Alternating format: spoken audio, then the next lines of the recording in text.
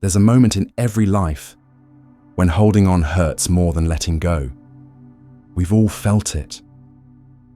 That subtle ache, a quiet, invisible weight that clings to our hearts. Sometimes it's a person, sometimes a dream, a status, a memory, or even an identity. But at the root of that weight is one thing: attachment. Buddha taught, all that is subject to arising is subject to ceasing. Yet the human heart craves permanence. We want joy to last. We want love to stay the same. We want things and people to remain just as they are. But life is not built that way. It moves, it flows. Everything we know is borrowed, fleeting, like smoke in the wind. Still, we try to make it stay. We grasp, we cling, and in doing so, we suffer. Attachment is not love. Attachment is fear. Fear of loss, fear of change, fear of what we become without the thing we're clinging to. Attachment is subtle. It wears many masks. Sometimes it looks like love. I can't live without you. Sometimes it hides behind ambition. I'll be happy when I succeed. Sometimes it masquerades as control.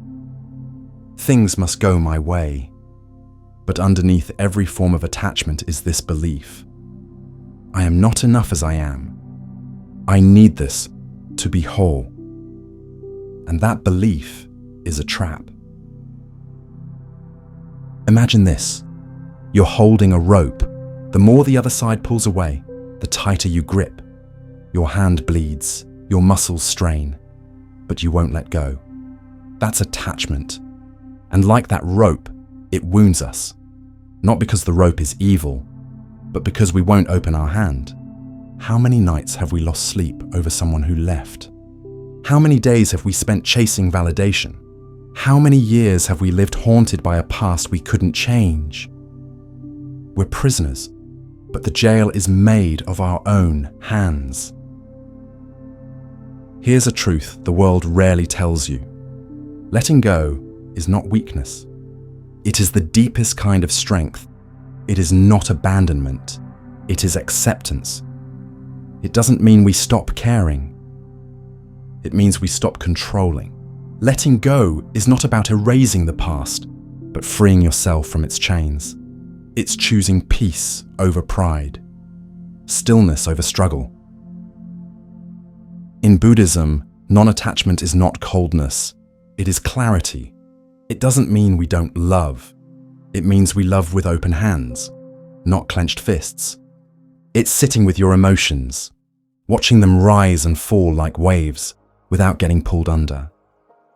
It's allowing people to come and go without making your worth dependent on them staying.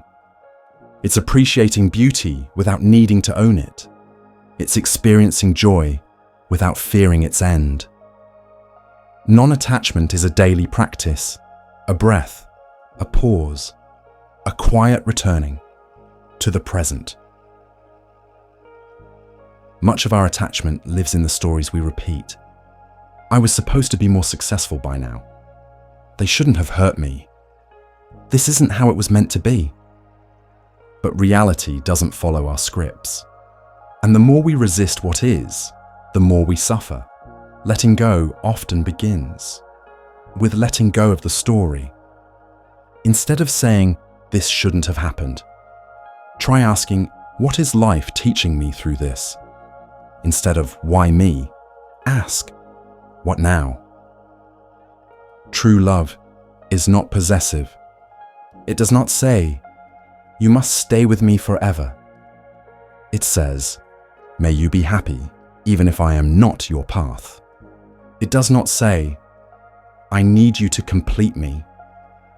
It says, I am whole and I celebrate your wholeness too. Attachment says, you belong to me. Love says, you are free. To love without attachment is to finally breathe, without fear of losing the air. Some attachments go deeper than words. The death of a loved one, the loss of a life we once knew? How do we let go of what once made us feel alive? Not by forgetting, but by transforming pain into presence, grief into gratitude. We carry the love, we honor the memory, but we release the suffering that comes from resisting what is. In the silence of acceptance, we find peace not because it's easy, but because it's necessary. There's a strength that doesn't shout, it doesn't fight or strive or chase. It simply is. The strength to let go, to trust the unknown, to be still in a world that constantly moves. This is the power of non-attachment. It doesn't mean we don't care. It means we care wisely. It doesn't mean we avoid pain. It means we stop creating extra pain through resistance. What would your life look like if you stopped clinging? What would it feel like to love without fear, to walk forward without dragging the weight of the past, to be here now without needing this moment to be different? That is what Buddhist practice invites us into. Not perfection, but presence. Not control, but compassion for yourself and for the world. Every breath is a letting go. Every exhale, a release. Every step, a choice. Closing. Reflection, the breath of freedom. Letting go is not a one-time act. It is a way of life. It is the breath that reminds you. You don't have to carry this anymore. So if you're holding on to pain, to people, to expectations, breathe, soften, release, let go. Not to lose, but to come home to yourself.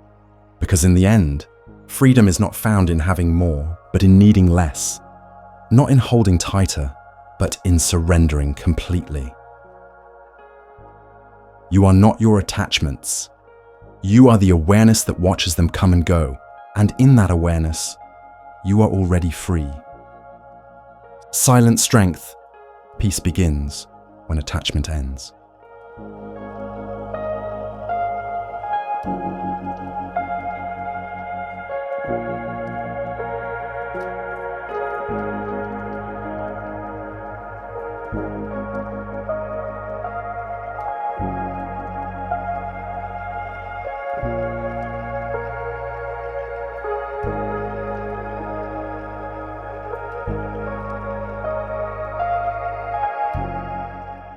They are the calmest people you'll ever meet, not because their lives are easy, but because they've accepted something most people run from their entire lives. They think about death every single day, and strangely enough, it brings them peace. Deep, lasting, unshakable peace. Let me show you why. The fear we don't talk about. Most people live as if life will go on forever. We chase achievements, cling to relationships, accumulate things, all while pretending the clock isn't ticking. But beneath the surface, there's always a quiet fear.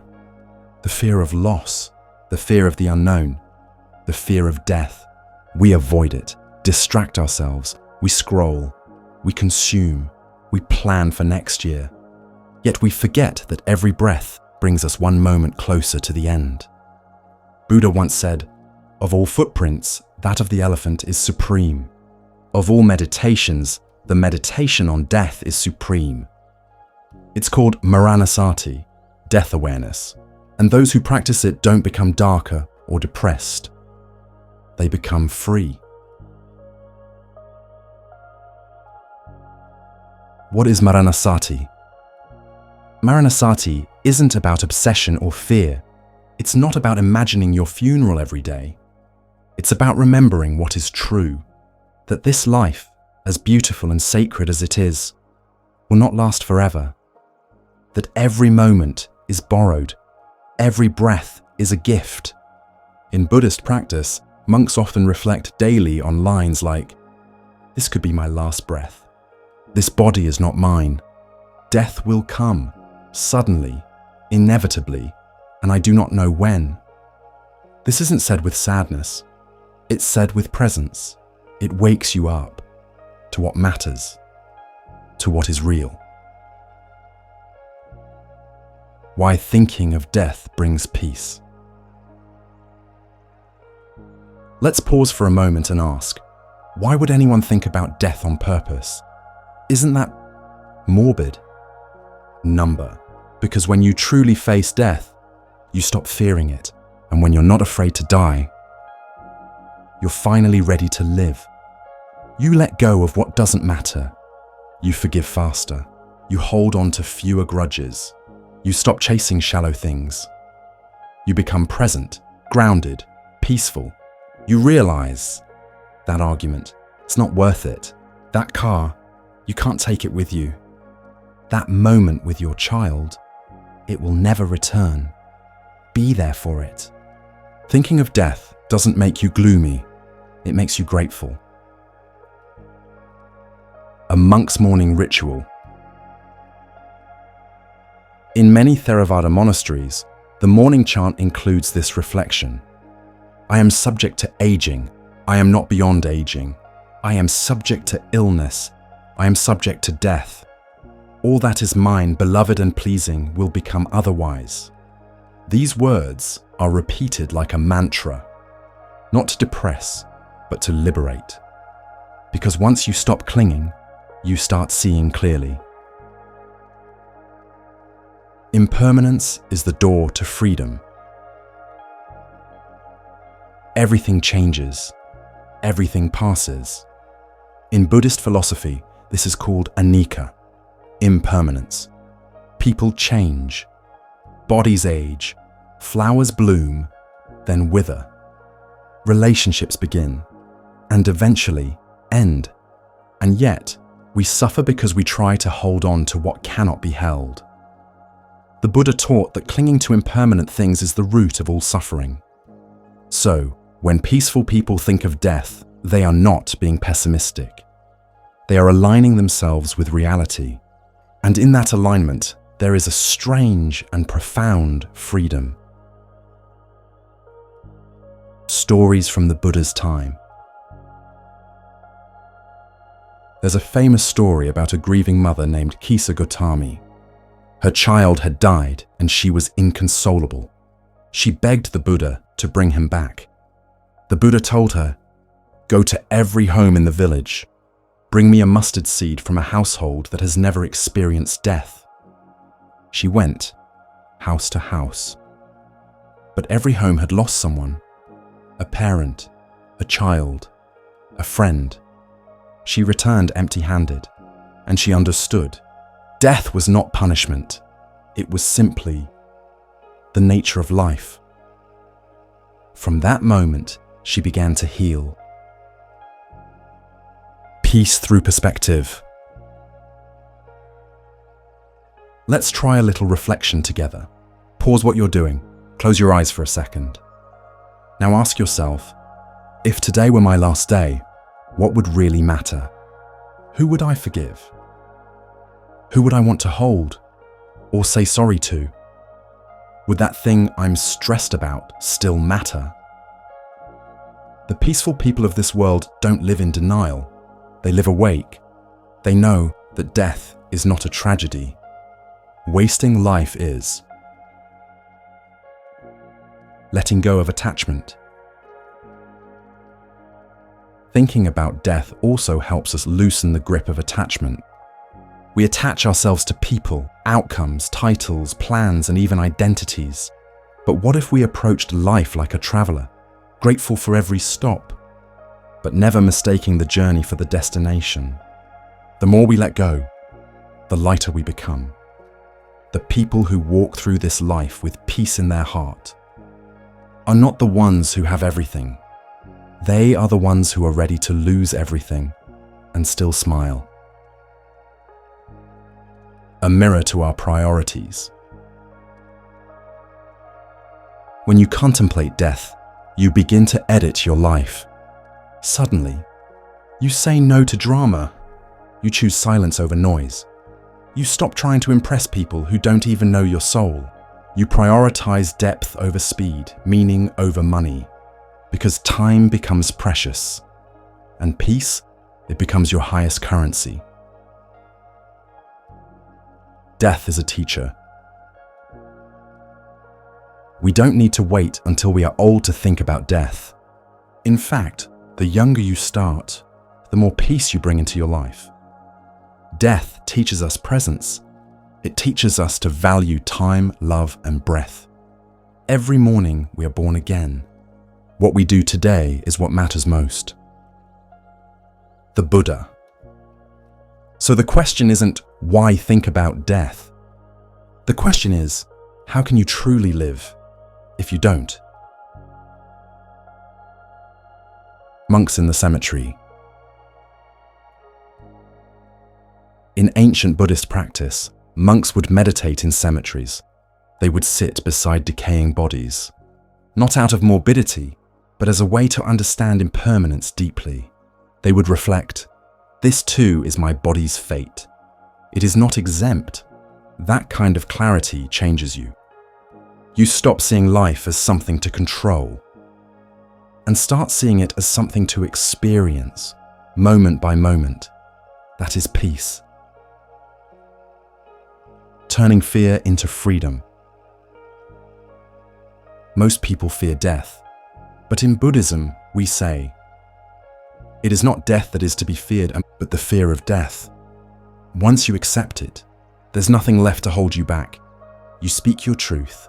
You love deeply. You savor your tea. You watch the sunset as if it might be your last. And maybe, just maybe, you start to live the way you were always meant to. A gentle reminder. As this video comes to an end, I want you to carry one small thought with you. This life is short, but it can be beautiful if you live it with your eyes open. So remember, you don't need to fear death. You don't need to chase happiness. You just need to be present, and the more you think about death, the more alive you become. Pause for a moment. Take a deep breath. Right here, right now, there's an invitation quietly awaiting your attention. It's gently urging you to slow down, to truly notice, to deeply experience. This is the essence of living with full attention. Embracing the present moment. Living with full attention means fully immersing yourself in every moment as it unfolds. Picture yourself sipping your favorite tea, feeling the warmth of the cup in your hands. Inhale the fragrance, savor the taste. Allow every sip to bring calm and clarity. Every action becomes intentional, peaceful, profoundly meaningful. When you practice attention, life transforms from something rushed into something beautifully savored. The power of attention. Why did the Buddha highlight attention so prominently? Because attention grounds us in the present, rooting us deeply in reality. Without attention, our days become superficial, filled with distractions and restlessness. But when you pause and focus, you begin to notice hidden beauty in ordinary experiences. You uncover the truth of your inner world, gaining clarity about your emotions, thoughts, and actions. This is the first powerful step towards lasting peace and genuine understanding. Buddhist wisdom on attention. In Buddhism, mindful attention, or sati, is a core practice on the path to enlightenment. Mindfulness is not just about relaxation or relief from stress, although these benefits come naturally. It's fundamentally about cultivating a precise and clear awareness of the present moment. Everyday tasks, like washing dishes, walking through a park, or engaging in conversations, become opportunities for meditation and spiritual growth.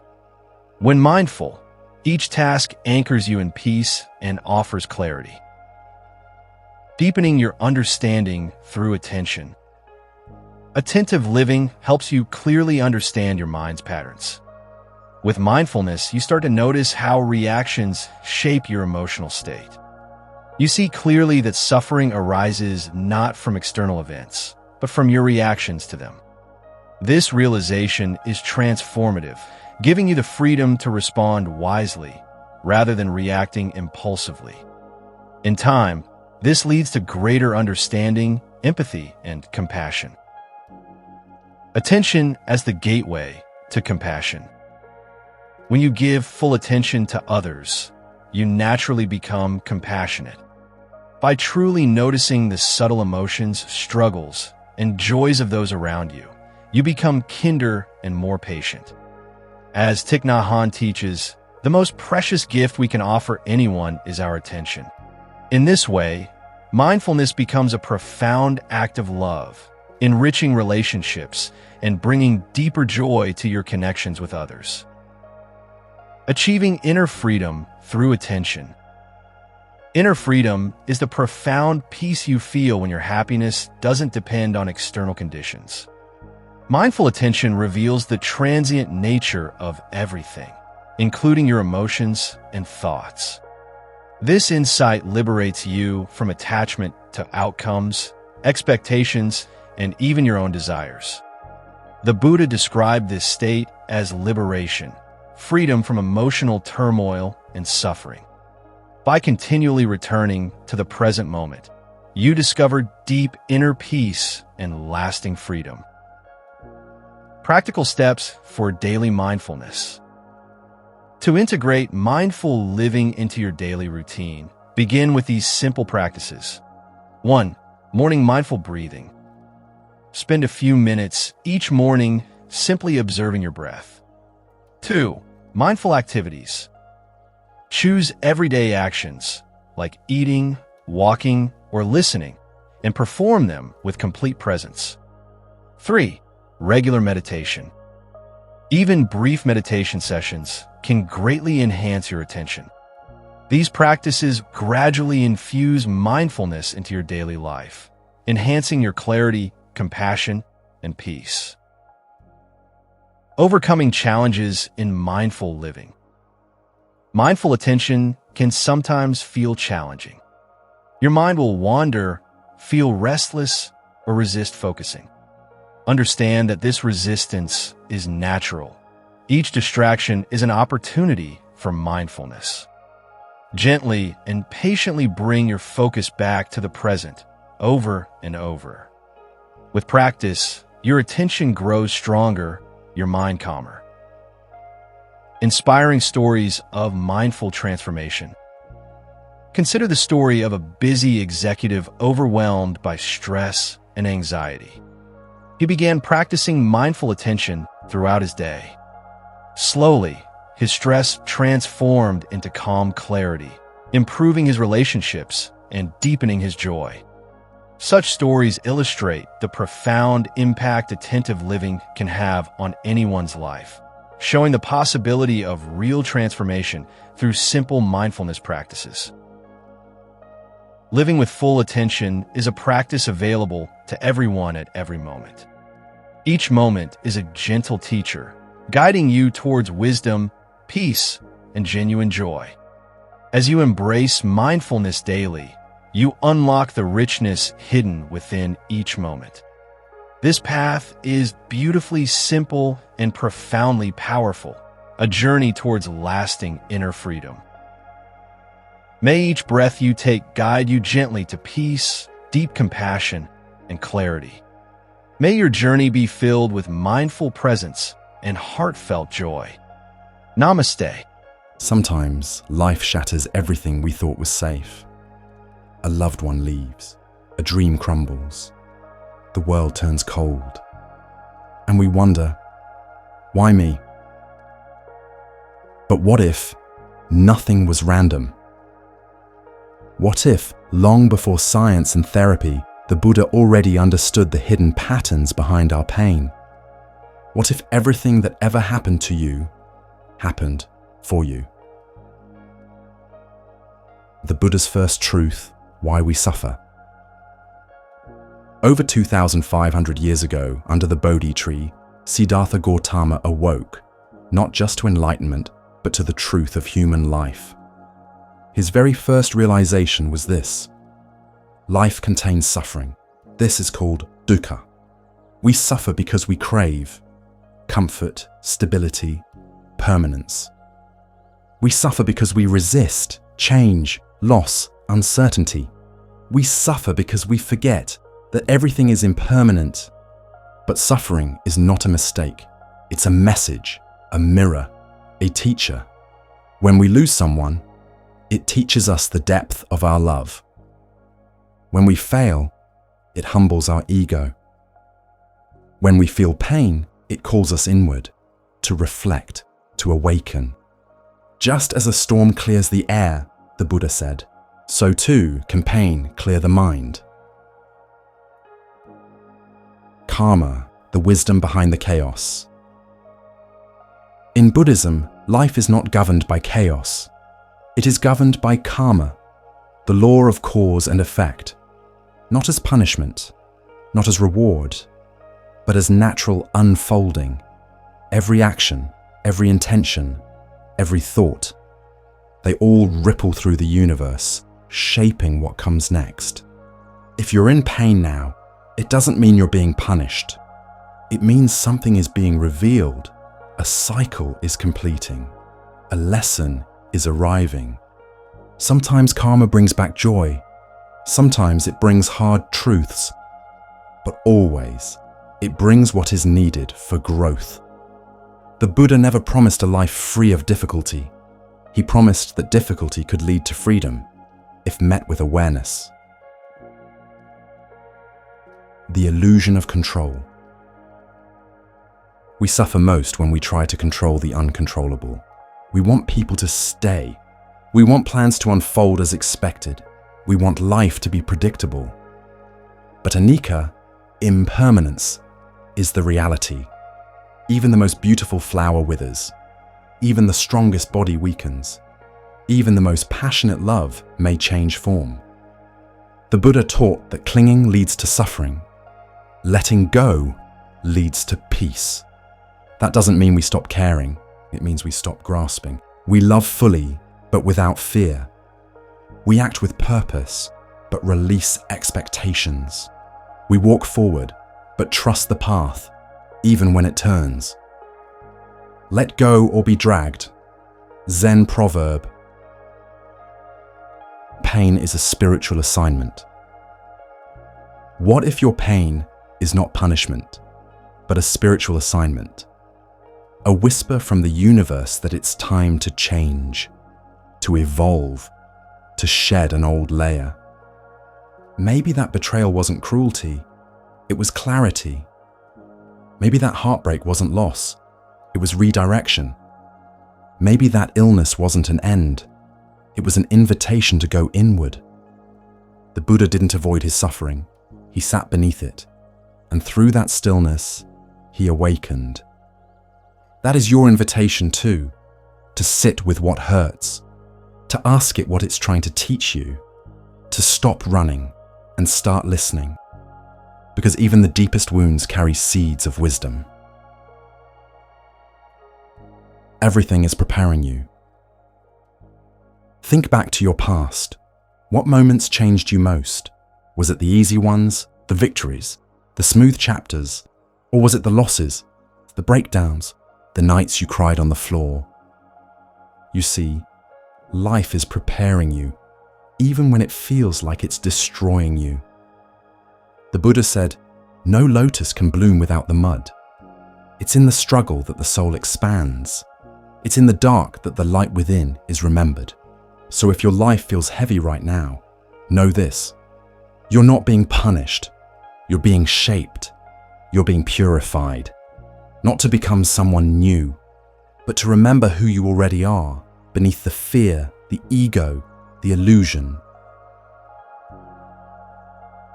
The universe makes no mistakes. Every person you meet, every door that opens or closes, every twist of fate, none of it is random. When the student is ready, the teacher will appear. Maybe your teacher came in the form of heartbreak, or financial loss, or someone walking away. Painful? Yes. Wrong?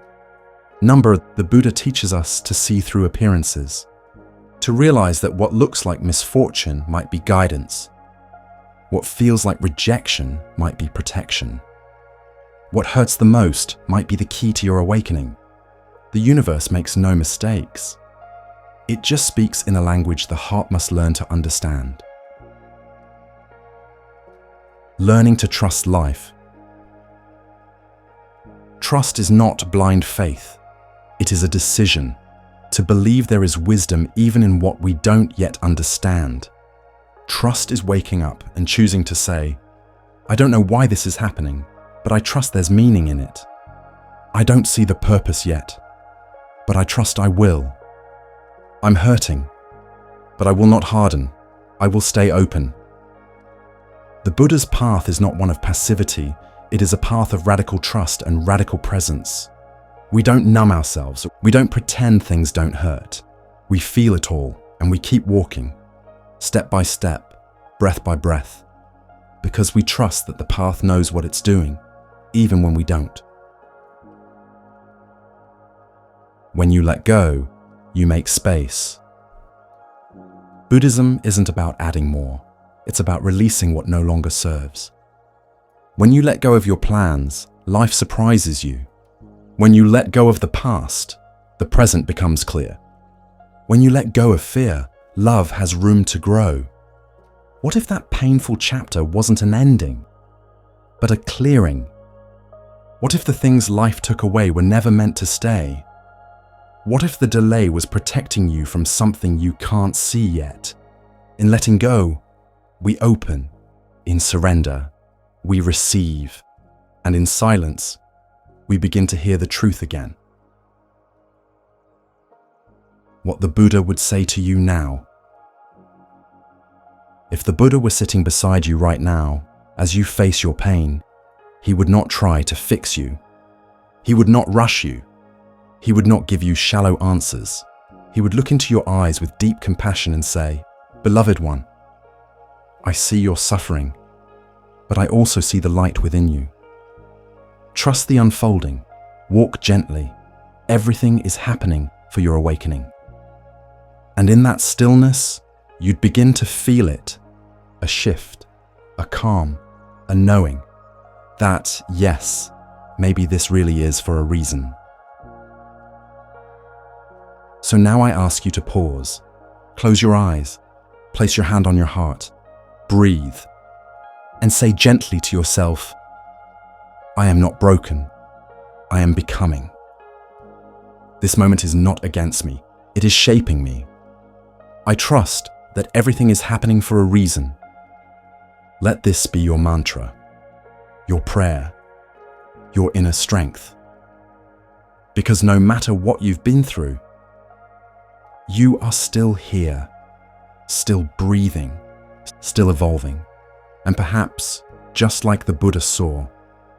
This isn't the end of your story, it's the beginning of your awakening. Research before your fingers even brush the screen, before the flood of notifications, before the world pulls you into its noise. Take a breath, because that very first moment, the space between sleep and waking, is sacred. It's the gate between your inner world and the outer one, and how you step through it sets the tone for your entire day. Most of us reach for our phones before we even open our eyes fully. We scroll, swipe, absorb before we've even remembered who we are. But what if we paused instead? This is what the Buddha might call a moment of awakening, not just from sleep, but from the illusions that steal our peace. So, before you touch your phone, do this. 1. Return to your breath before the world begins. The Buddha taught that mindfulness begins with the breath. The first thing you should notice each morning is not a message, but your own breathing. Feel it as it is, slow, warm, real. No judgment, no rush. Just notice, I am alive. I am here. This breath is your anchor. Before the winds of the day start blowing, hold on to that anchor. Even just 10 conscious breaths, in and out, you're back in your body, not lost in the internet, not swallowed by anxiety. You are here, and here is enough. 2. Place your hand on your heart and ask, what do I need today? Instead of checking what the world needs from you, ask what you need from yourself. Silently place your hand on your heart. Feel the gentle rhythm that never stopped through the night. That quiet beating, it's your companion. It's the drum of your existence. Whisper to yourself, how do I feel right now? What do I truly need today? What kind of energy do I want to carry? The Buddha taught that suffering comes when we chase without clarity. So take a moment to set your intention, not your alarm. Don't start the day reacting. Start by aligning. 3. Greet the present moment like a friend. Before you scroll, before you compare, before you plan, greet the moment. Open your eyes and look around. Not for what's missing, but for what's already here. Feel the sunlight touching your skin. Listen to the birds, or even the silence. Stretch. Smile gently. This isn't a ritual. It's a remembering. The Buddha once said, what you think, you become. What you feel, you attract. So greet this moment like a friend, because how you meet the morning is how the morning will meet you. 4. Reflect on one thing you're grateful for. Before your phone reminds you of what you lack, remind yourself of what you have. Gratitude isn't about pretending everything's perfect. It's about anchoring yourself in what is already good. You don't need a journal. You don't need the perfect words. Just let one thing rise in your mind.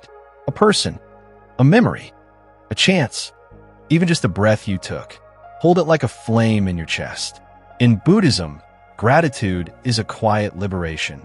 It's an antidote to craving, a balm for the restless heart. Even if the world asks for more from you today, you've already received enough. 5. Bow to the mirror and see beyond the surface. Walk to the mirror, not with vanity, but with reverence. What do you see? A tired face? A scar? A familiar stranger? Look deeper. Behind the eyes is someone still becoming, still growing, still healing. In Buddhism, we are taught the self is ever-changing. Like a river, there is no fixed identity, only presence. So look kindly. Bow your head gently, even if just in your heart. This is not just a body. This is the vessel of your awakening. Before you expose yourself to the judgments of the world, greet yourself with compassion. 6. Visualize the day like a calm lake. Now sit or stand still. Close your eyes if you can. Imagine your day like a still lake. The surface is glass, undisturbed. What do you want to bring into this lake? Peace. Focus. Kindness. Now, gently imagine your tasks, one by one, floating across the water. Not in a rush, not in chaos. Let them come, then pass. This is mindful planning, a practice the Buddha would approve of. You're not letting the day control you. You are meeting the day with stillness. Before you let your phone dictate the pace, set your own. 7. Remind yourself of impermanence. This moment will pass. This day will end. This body will age. And that's not a sad thought. It's freedom. The Buddha taught, all things are impermanent. The beauty, the pain, the rush, the silence. Nothing stays. And that's what makes it precious. So before your phone tempts you with news, trends, or distractions, remind yourself of what truly matters. What do you want to leave behind today? And what do you want to carry forward? Let impermanence guide your values. Be intentional. 8. Make a vow, not for the world, but for yourself. You've taken a breath. You've checked your heart. You've remembered your blessings. You've seen yourself clearly. Now make a vow. A vow, in Buddhism, is a sacred promise. Not based on ego, but on truth. It doesn't have to be grand. It could be, today, I will speak with more kindness. Today, I won't let comparison steal my joy. Today, I will pause before I react. Whisper it. Write it down. Seal in your breath. Before the phone opens, let your soul open first. 9. Delay the scroll. Let silence teach you. Now here's the simplest part. Wait. Even just 10 minutes. Let the silence hold you a little longer. Instead of input, allow inwardness. Buddhism teaches the power of noble silence. In that quiet, we hear our truest voice. In that stillness, we reconnect with the source. Don't fill the morning with noise. Let the silence speak. What is it trying to say? 10. When you do use your phone, use it mindfully. Eventually, yes, you will pick up your phone. But now, you are different. Now, you are aware. You're not grasping for distraction. You're choosing how to interact. You can skip the mindless scroll. Avoid the negativity. Seek inspiration instead. The Buddha didn't teach us to avoid tools. He taught us to use them without being used by them. So ask yourself, is this helping me wake up or fall back asleep? The sacred first hour. The first hour of your day isn't just about productivity. It's about presence. It's your chance to reclaim your life before it gets hijacked, to turn inward before turning outward, to live deliberately, not reactively. So, before you touch your phone, touch your breath, touch your heart, touch the silence. Because in that space between sleep and scroll lies your true power, the power to choose, peace over pressure, clarity over chaos, awakening over autopilot. And every morning, you get to choose again. Have you ever heard a voice inside your mind saying, "You're not good enough. You should be more successful by now. People must think you're a failure"? That voice sounds like you, but it isn't. That voice is your ego, and it lies to you every single day.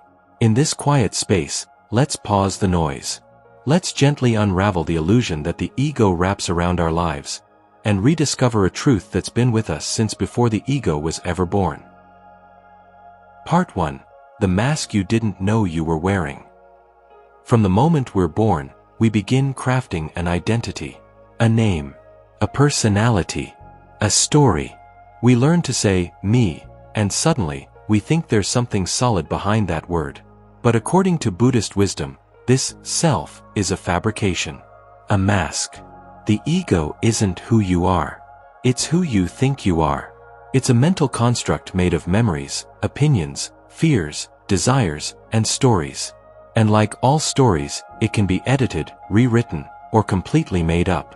Your ego says, "I'm successful because others admire me." But what happens when they don't? Your ego says, "I'm lovable because of how I look or what I own." But what happens when those things fade?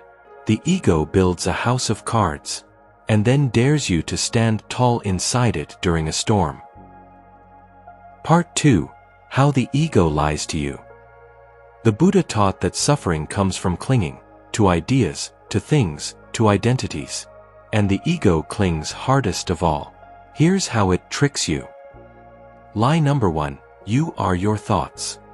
The ego wants you to believe that every voice in your head is you. But thoughts are just clouds passing through the sky of your awareness. You are the sky, not the storm. Lie number 2, you must be better than others to be worthy.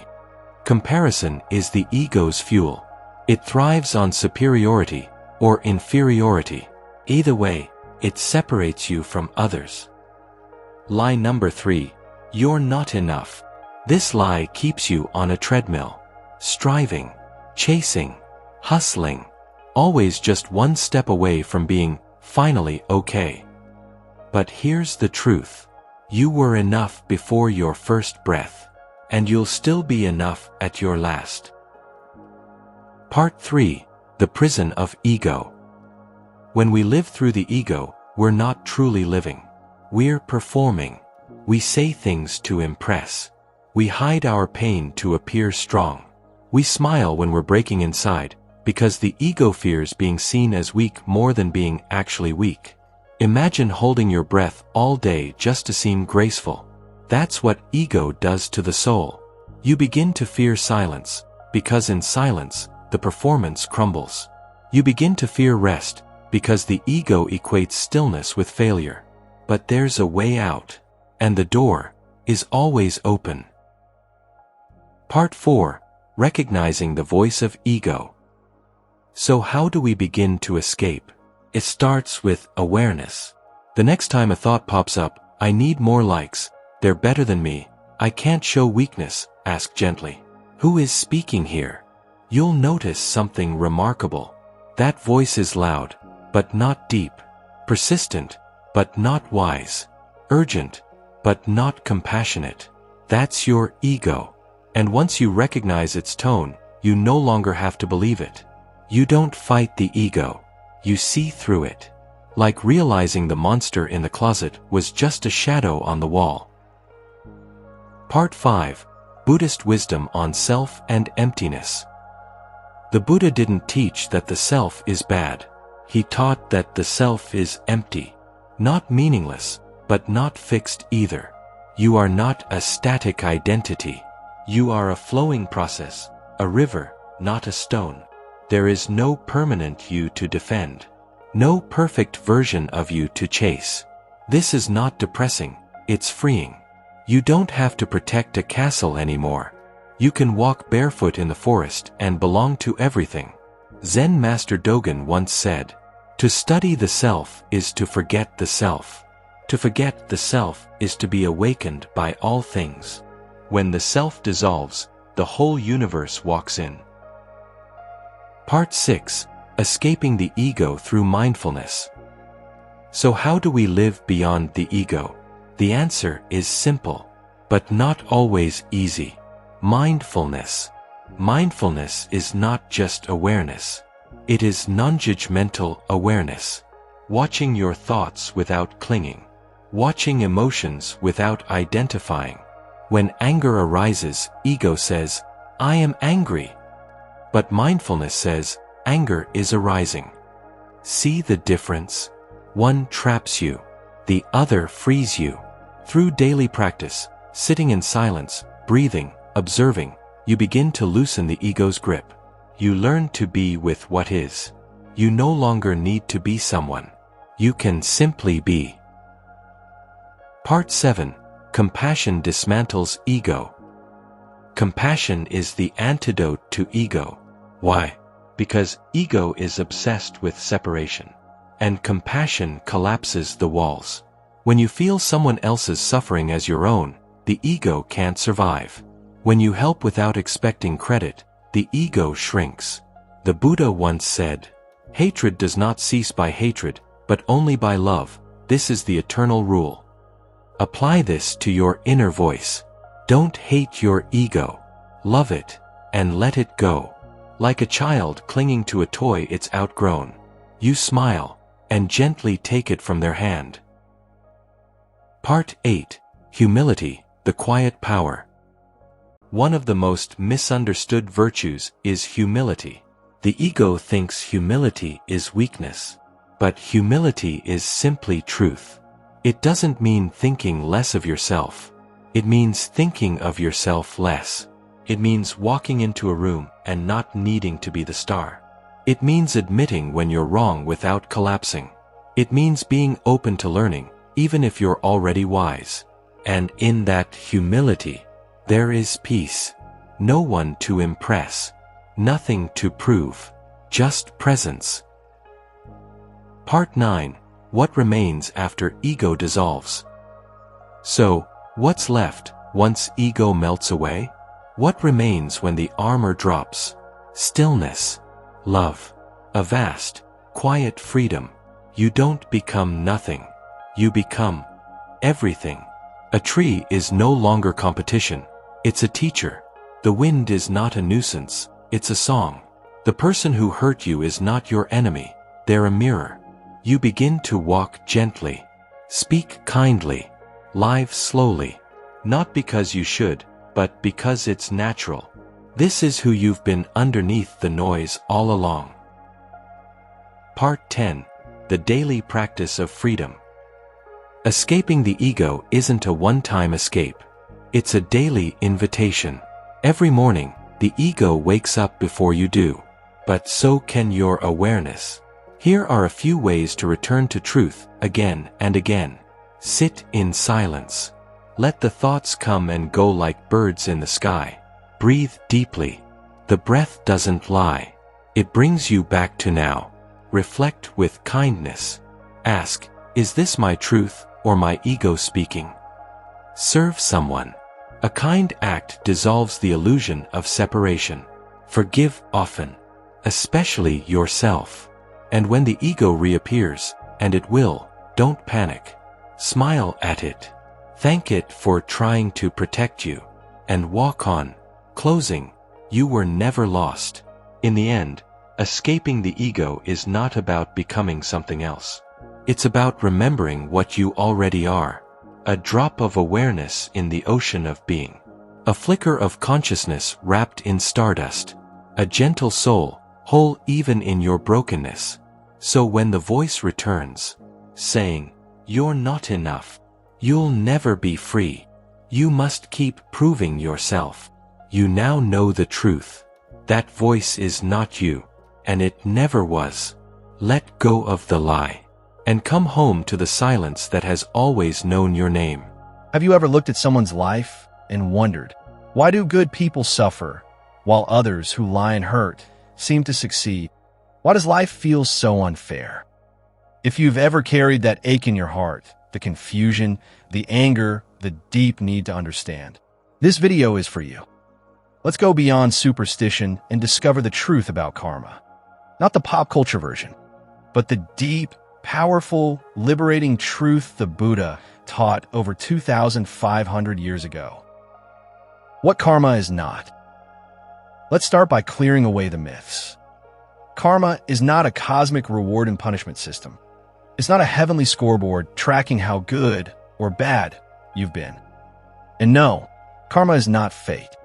It doesn't mean that if something bad happens to you, you deserve it. In fact, Buddhism doesn't believe in a vengeful God dishing out life lessons. There's no divine judge sitting in the clouds, punishing and rewarding. So if karma isn't about punishment, then what is it? Karma means action. The word karma simply means action, and not just any action. Karma refers specifically to intentional action. Every thought you choose to entertain, every word you speak with intention, every decision you make, even in silence, that's karma. And like seeds planted in soil, those actions bear fruit. Some today, some tomorrow, so many lifetimes from now. The Buddha taught, with our thoughts, we make the world. Your mental state creates your experience. What you habitually think, say, and do shapes the kind of life you live. Why life feels unfair. So why does life feel unfair? Why are some people born into pain, poverty, or war, while others live with comfort, peace, and opportunity? Karma spans beyond this lifetime. It flows across countless cycles of rebirth, what Buddhists call samsara. You are not just the product of this life. You are the echo of countless choices made in past lives. Some remembered, most forgotten.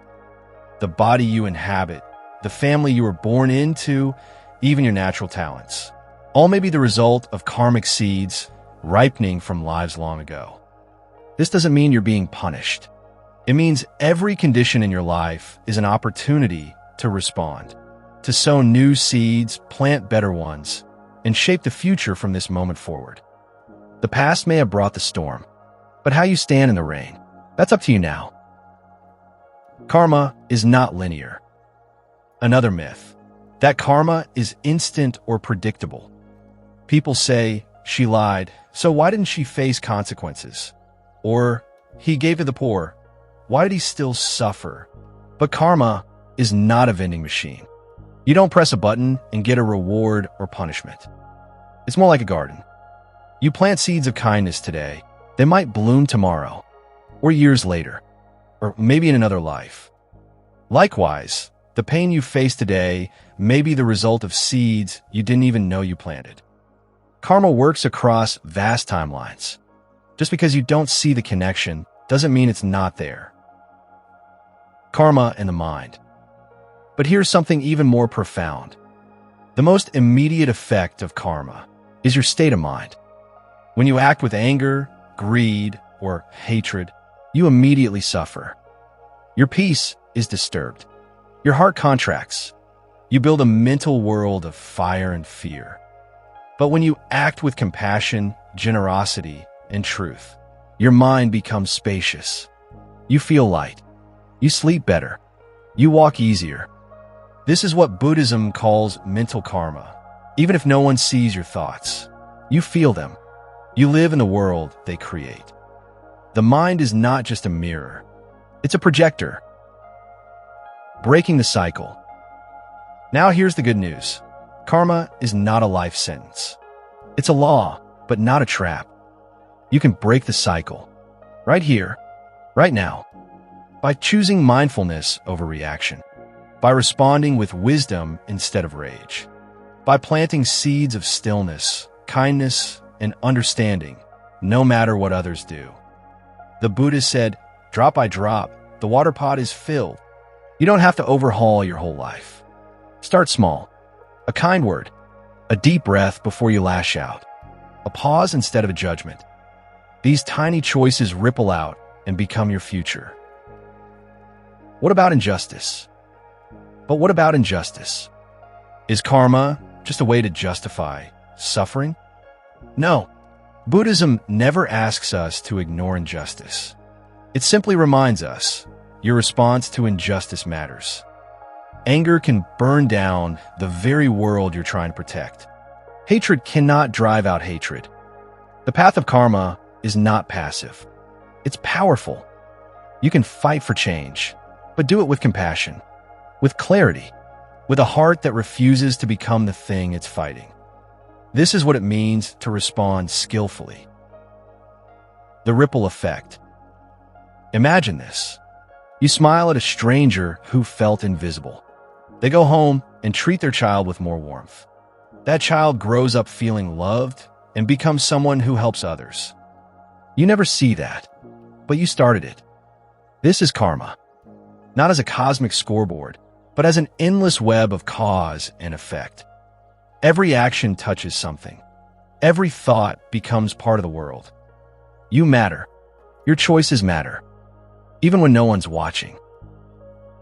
Forgiveness and karma. Forgiveness plays a key role in karma too. When you carry resentment, you chain yourself to the past. You carry someone else's poison in your veins.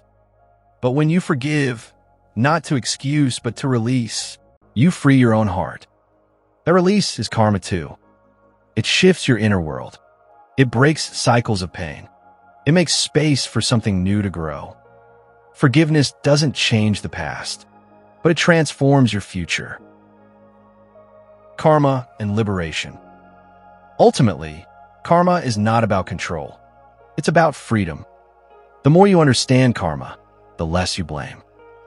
The more you accept responsibility, not guilt, but ownership, the more empowered you become. You stop being a victim of the world, and you start becoming a creator of it. This is how karma leads to liberation. Each wise action, each compassionate choice, each moment of mindfulness loosens the grip of craving, clinging, and ignorance. Until one day, the wheel of samsara no longer spins for you. That's what the Buddha meant by enlightenment. Freedom not from life, but from a suffering caused by unwise living. So, why does life feel unfair?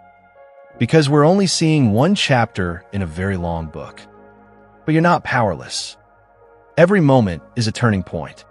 Every breath is a chance to plant a new seed. Every kind act is a whisper to the universe. I choose peace. I choose truth.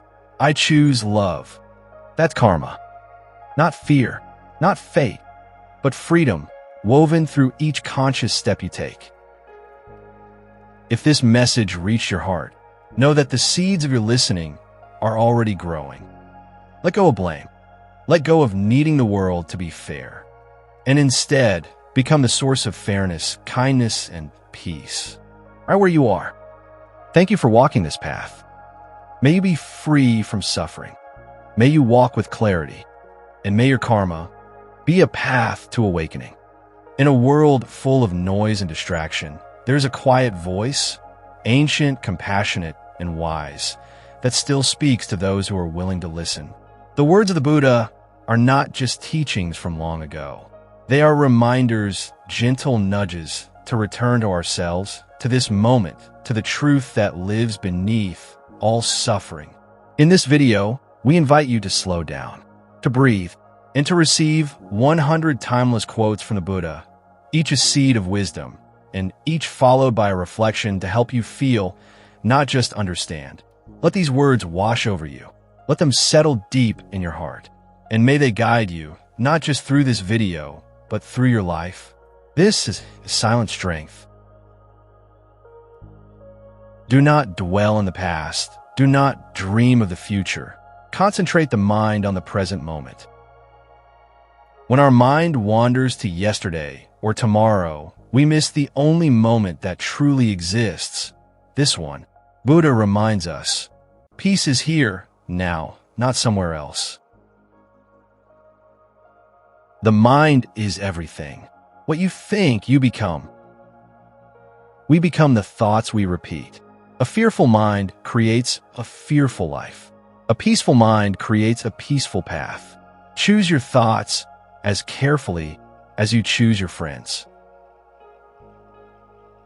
Peace comes from within. Do not seek it without. The world will always shift and change, but the calm you seek, it doesn't live out there. It lives quietly inside you, waiting for your attention. All that we are is the result of what we have thought. Our life is shaped by the mental seeds we plant. Anger, gratitude, fear, compassion. Whatever we water most will grow strongest. Better than 1,000 hollow words is one word that brings peace. Noise surrounds us, but wisdom speaks softly. One word spoken with presence and kindness can calm storms, even in others. Your worst enemy cannot harm you as much as your own unguarded thoughts. It is not others who truly hurt us. It's the stories we tell ourselves. Guard your mind. Train it gently, like you would a wild animal. Those who are awake live in a state of constant amazement. To awaken is to see the world as it is, raw, alive, sacred. A leaf, a breath, a glance, everything becomes a miracle. To understand everything is to forgive everything.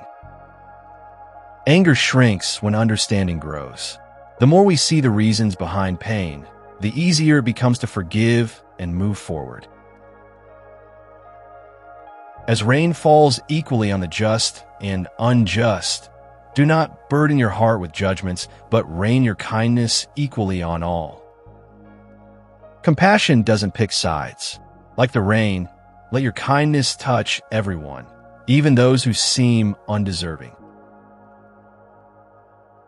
The way is not in the sky. The way is in the heart. You don't need to escape to find your path. It's not in a far-off heaven. It's in your still, silent heart. That's where your answers live. 3 things cannot be long hidden: the sun, the moon, and the truth. Truth always finds its way, just like light. No matter how long it's covered, it always rises. Be patient. The truth will shine. No one saves us but ourselves. No one can and no one may. We ourselves must walk the path. Others may walk beside us, but the steps, we take them alone. Liberation cannot be gifted. It must be earned slowly through presence. A man is not called wise because he talks and talks again, but if he is peaceful, loving, and fearless, then he is in truth called wise. Wisdom isn't loud. It doesn't boast. It shows up in silence, in peace, and in how we meet the world with an open heart. To conquer oneself is a greater task than conquering others. Mastering the outer world is easy compared to the inner world. The real battle is with our cravings, our reactions, our ego. Win there, and you win everywhere. If you light a lamp for somebody, it will also brighten your path. When you help another rise, you rise too. Compassion is not a loss. It's a circle. Giving to others always gives back to you. A jug fills drop by drop. No great peace, no great wisdom, no transformation happens all at once. Small efforts, repeated gently over time, become powerful. Doubt everything. Find your own light. Don't follow blindly. Question, explore, seek. Your path is not copied from another. It's lit by your own truth, your own fire. Even death is not to be feared by one who has lived wisely. When you live with peace, love, and purpose, death holds no fear. It becomes a transition, not an end. In the sky, there is no distinction of east and west. People create distinctions out of their own minds and then believe them to be true. We build walls where there are none. The world is whole, but our minds divide. Let go of labels. See what is. The root of suffering is attachment. We suffer not because things happen, but because we cling. We grasp at people, at ideas that control. Letting go is not weakness, it's freedom. Hatred does not cease by hatred, but only by love. This is the eternal rule.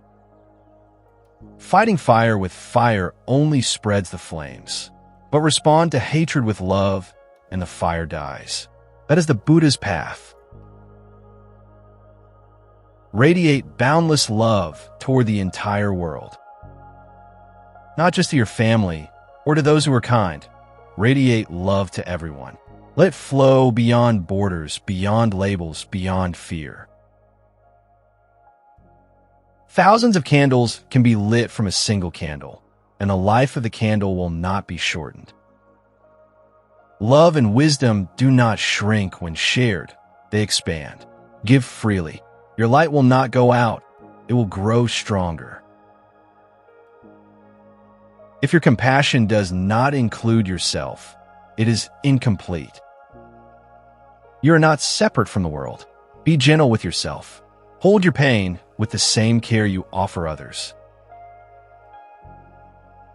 Just as a mother would protect her only child with her life, even so let one cultivate a boundless love toward all beings. Can you love even the difficult ones with the same tenderness as a mother to her child? That's the test and the gift of compassion. He who loves 50 people has 50 woes. He who loves no one has no woes. To love is to risk, but without love, there is no life. Suffering may come, but so does meaning, connection, and truth. Kindness should become the natural way of life, not the exception. Make kindness your reflex, not your strategy. Don't wait for a reason to be gentle. Be gentle because it's who you are. The tongue, like a sharp knife, kills without drawing blood. Words can wound deeper than weapons. Speak with care. Let your voice be healing, not harm. Speak only when your words are more beautiful than silence. Let your words be rare and radiant. If silence is more peaceful than what you'd say, keep the peace. To live a pure, unselfish life, one must count nothing as one's own in the midst of abundance. Let go of grasping. Ownership is an illusion. We're only passing through, sharing what was never truly ours. Pain is certain, suffering is optional. Pain visits all of us, but how long we hold it, how much we build upon it, that is our choice. There is no path to happiness. Happiness is the path. Don't wait for the destination. Walk with joy now. Make peace your way of travel, not your end goal. He who experiences the unity of life sees his own self in all beings. We are not separate. The suffering of another is your own. The joy of another is your own. We rise and fall together. When you realize how perfect everything is, you will tilt your head back and laugh at the sky.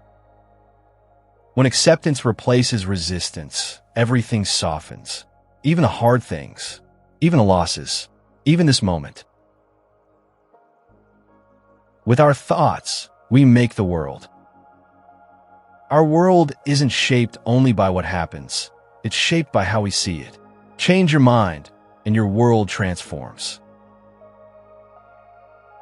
Every human being is the author of his own health or disease. Our mind, habits, and energy shape our body. Choose what nourishes you, inside and out. It is better to travel well than to arrive. The end is not the purpose. The journey is. Walk slowly. Feel the ground. Don't rush your way through life. Set your heart on doing good. Do it over and over again, and you'll be filled with joy. Kindness compounds. Like drops into a bucket, every good act fills your heart with something unshakable, joy. However many holy words you read, however many you speak, what good will they do if you do not act upon them? Wisdom means nothing without practice. Live the teachings. Let them shape your hands, not just your thoughts. Nothing can harm you as much as your own thoughts unguarded. The world outside is unpredictable, but the mind, you can train it. Guard your thoughts. They shape your reality. Everything that has a beginning has an ending. Make your peace with that, and all will be well. Let go of clinging. The flower blooms, then withers. The day begins, then fades. Nothing is broken. This is the rhythm of all life.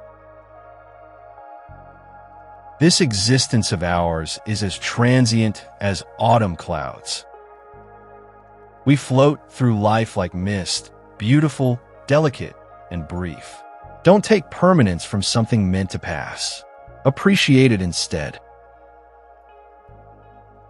All conditioned things are impermanent. When one sees this with wisdom, one turns away from suffering. The root of suffering is our expectation for things to last. When we see clearly that all things pass, peace begins. You only lose what you cling to. Loss only hurts when we hold on too tightly. If we loosen our grip, we realize nothing was ever truly ours to lose. Just as a snake sheds its skin, we must shed our past over and over again. Growth demands release. Let the old fall away. Your mistakes, your pride, your pain. Start again, and again. When the student is ready, the teacher will appear. Life always knows when to send the lesson. Be still, be present. Sometimes the teacher is pain. Sometimes it's silence. Decay is inherent in all conditioned things. Strive on with diligence. Everything physical will fade, but what we do with our time, that echoes. So keep walking, gently, but with purpose. A moment can change a day, one day can change a life, and one life can change the world. Don't underestimate a moment. Your kind word, your quiet courage, it ripples out far beyond what you see. In separateness lies the world's greatest misery. In compassion lies the world's true strength. Loneliness comes from illusion. We are not alone. We just forget we're connected. Compassion reminds us of the truth. By destroying craving, one becomes free from fear. Fear arises from wanting safety, wanting control. Let go of craving, and the fear dissolves. Health is the greatest gift, contentment the greatest wealth, faithfulness the best relationship. Stop chasing things that rust. Find value in what lasts: your health, your peace, your loyalty. Let go of fear, and all will come naturally. Fear clogs the river of life. Release it, and you'll be surprised how effortlessly things begin to flow again. Silence the angry man with love. Don't feed the fire. Respond with kindness. Like water on flames, love calms what anger cannot.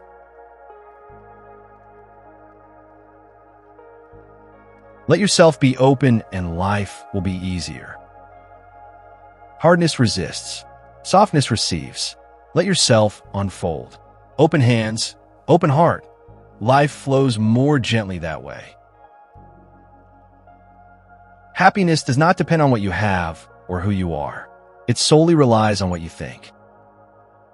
The richest people are not always joyful, because happiness is not in what you own, it's in what you believe. An idea that is developed and put into action is more important than an idea that exists only as an idea. Wisdom is worthless if not lived. Let your insights walk with you, speak through you, shape your life. The greatest prayer is patience. More powerful than asking is waiting, trusting, being still when you could force. That is true devotion. True love is born from understanding. Love isn't just feeling, it's seeing, listening, knowing someone deeply, and holding space for them anyway. To enjoy good health, to bring true happiness to one's family, to bring peace to all, one must discipline and control one's own mind. Peace in the world begins in the mind. Your clarity, your calmness, your discipline, it spreads. It teaches without words.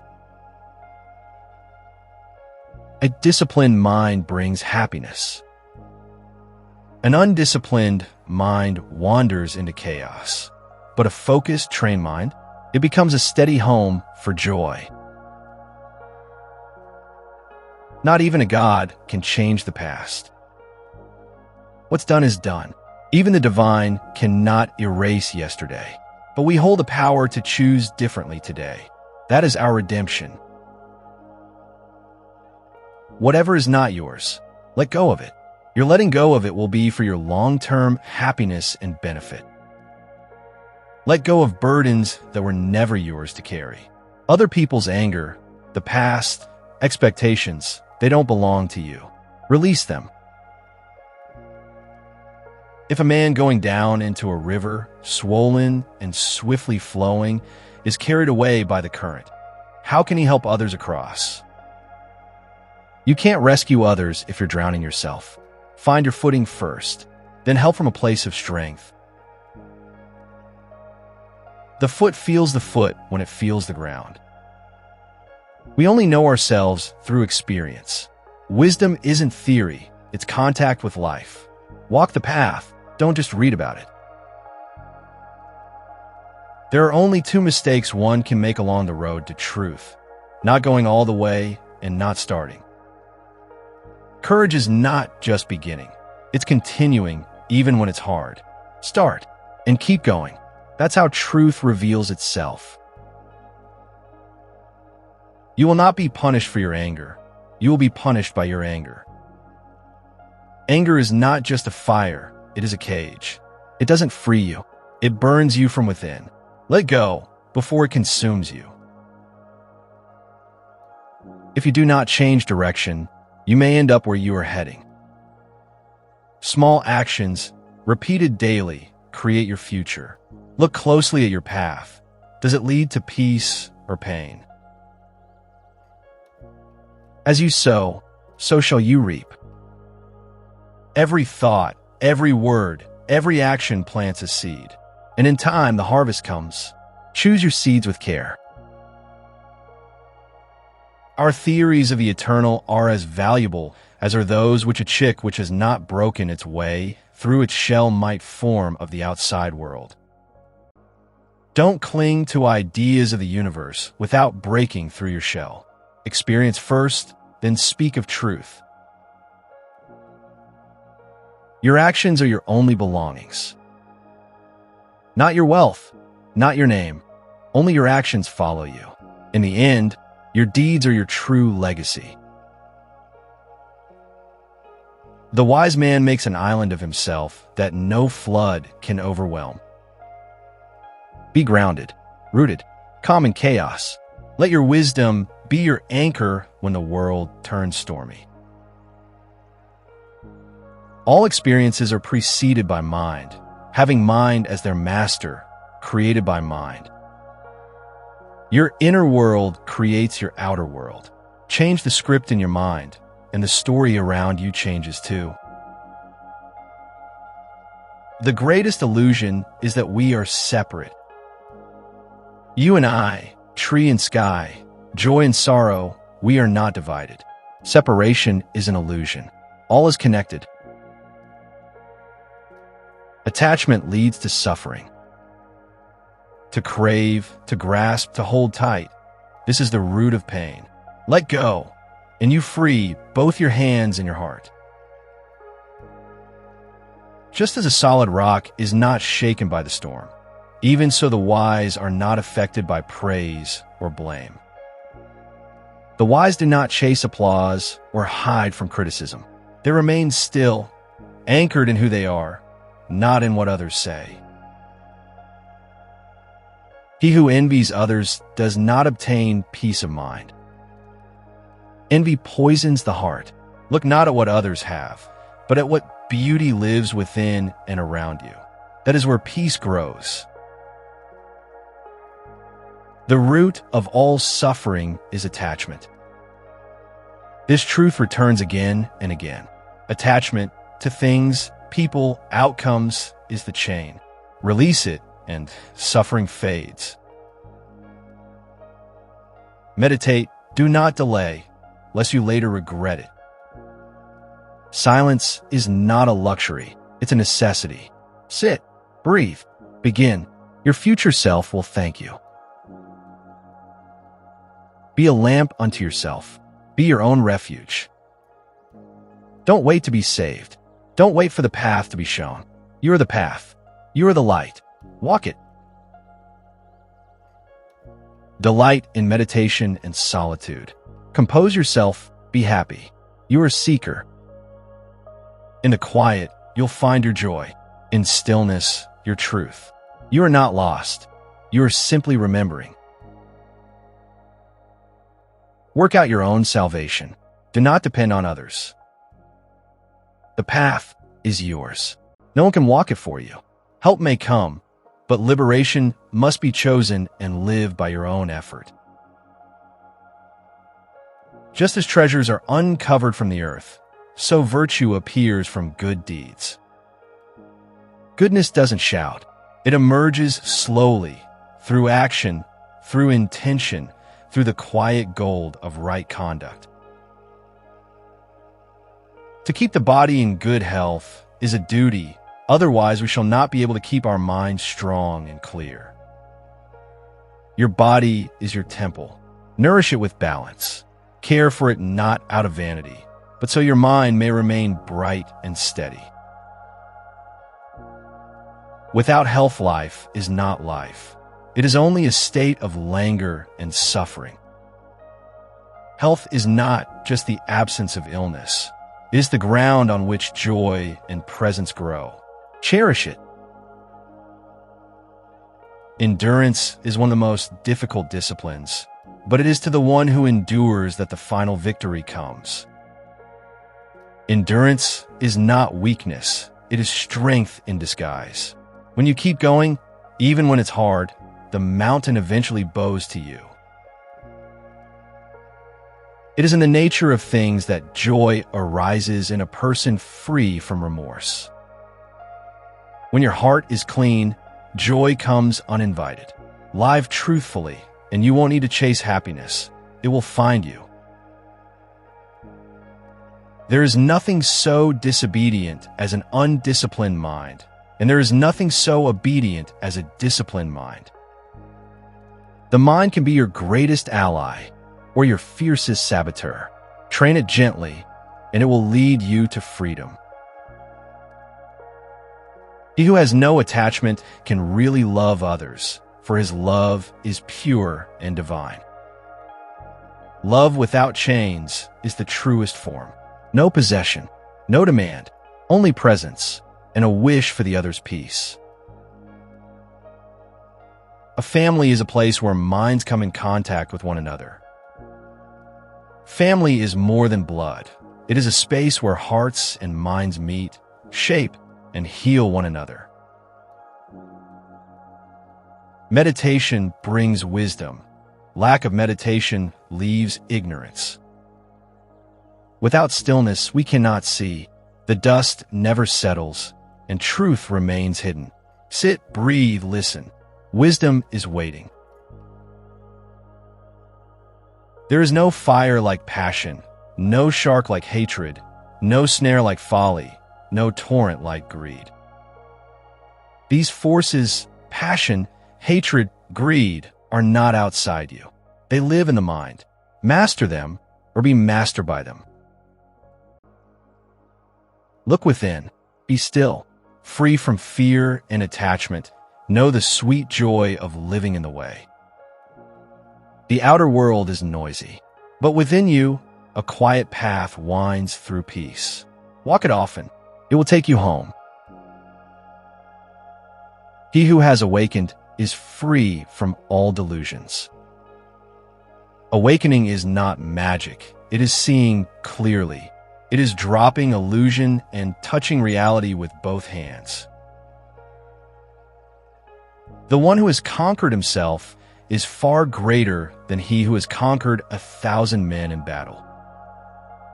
Mastery of others impresses the world, but mastery of self changes your life. Conquer your mind, and you are truly free. When one is freed from the craving of self, nirvana is possible. Nirvana is not something you reach. It is something revealed when the self quiets and wanting falls away. The enlightened one, whose sphere is endless, who is free from distress, who has transcended all bonds. Him I call a Brahmin. To transcend the world's noise, to rest in boundless peace, this is not superstition. This is what's possible when one awakens. Through countless births, I wandered in samsara, seeking but not finding the builder of this house. Painful is birth again and again. We wander lifetime after lifetime, building ego, building illusion, until finally we stop and begin to see. House builder, you are seen. You shall build no house again. All your rafters are broken, your ridgepole shattered. This is the moment of awakening. The ego exposed, the illusion collapsed. There is nothing more to build. Only truth remains. The awakened one lives with mindfulness, lives with joy, lives with freedom. Awakening isn't floating above the world. It's being fully in it, present, joyful, free from chains you once thought were unbreakable. Nirvana is not the blowing out of the candle. It is the extinguishing of the flame because the day has come. Enlightenment is not darkness. It is light so full the candle no longer burns. The journey ends not in nothingness, but in peace. These are not just words. They are invitations to slow down, to let go, to listen to the silence beneath your thoughts. And there, in that quiet, you will remember who you are. You feel your chest tighten. Your breath shortens. A storm is building inside you, and no one else can see it. That's anxiety. It sneaks in when the world gets too loud, too fast, too uncertain. But what if I told you, anxiety isn't the enemy? It's a message, a misunderstood messenger. And Buddhism doesn't tell you to fight it. It teaches you to listen. Let's explore that. 1. Understanding anxiety through the Buddhist lens. In the West, anxiety is often seen as a disorder, something broken that needs to be fixed. But Buddhism invites us to look deeper, not to label, but to observe. The Buddha taught that suffering, dukkha, is part of life, not an error in the system. Anxiety is one flavor of that suffering. It's not a punishment. It's a signal that something inside you is clinging to control, to certainty, to expectations, to outcomes that haven't even arrived yet. Buddhism doesn't shame anxiety. It makes room for it. It teaches you to meet it with compassion, not combat. 2. The root of anxiety, attachment to what's not here. According to Buddhist philosophy, anxiety arises from attachment and aversion. We cling to the future, trying to control what hasn't happened. We fear uncertainty, wishing things were different than they are. We push away discomfort, hoping to escape it. But here's the truth the Buddha shared. All suffering comes from craving. Craving for safety, craving for control, craving for things to go our way. But life is not always on our terms. And anxiety is born when the mind resists this truth. 3. Don't push it away. Sit with it. Most of us react to anxiety by running. We scroll, binge, avoid, numb. But in Buddhism, the teaching is clear. Don't run. Peace comes from within. Do not seek it without. This means turning inward and sitting with your fear. Not indulging it. Not feeding it. Just watching it. Like clouds drifting through the sky. Like a guest who visits but never stays. Meditation, especially mindfulness of the breath, anapanasati, is a powerful tool here. Not to get rid of anxiety, but to learn how to hold it without being held hostage by it. You become the sky. The anxiety is just weather. 4. The second arrow. Stop hurting yourself twice. One of the most beautiful metaphors the Buddha used is the teaching of the 2 arrows. He said, when touched with a feeling of pain, the unwise person worries, agonizes, and is distraught. They feel 2 pains, physical and mental. It's like being struck by 2 arrows. The first arrow is the situation itself, stress, uncertainty, fear. The second arrow is the story we tell ourselves about it. I'm weak. This will never end. I can't do this. There's something wrong with me. That second arrow, that inner war, is often worse than the first. Buddhist practice helps us stop firing that second arrow. You learn to be with what is, instead of adding more suffering on top.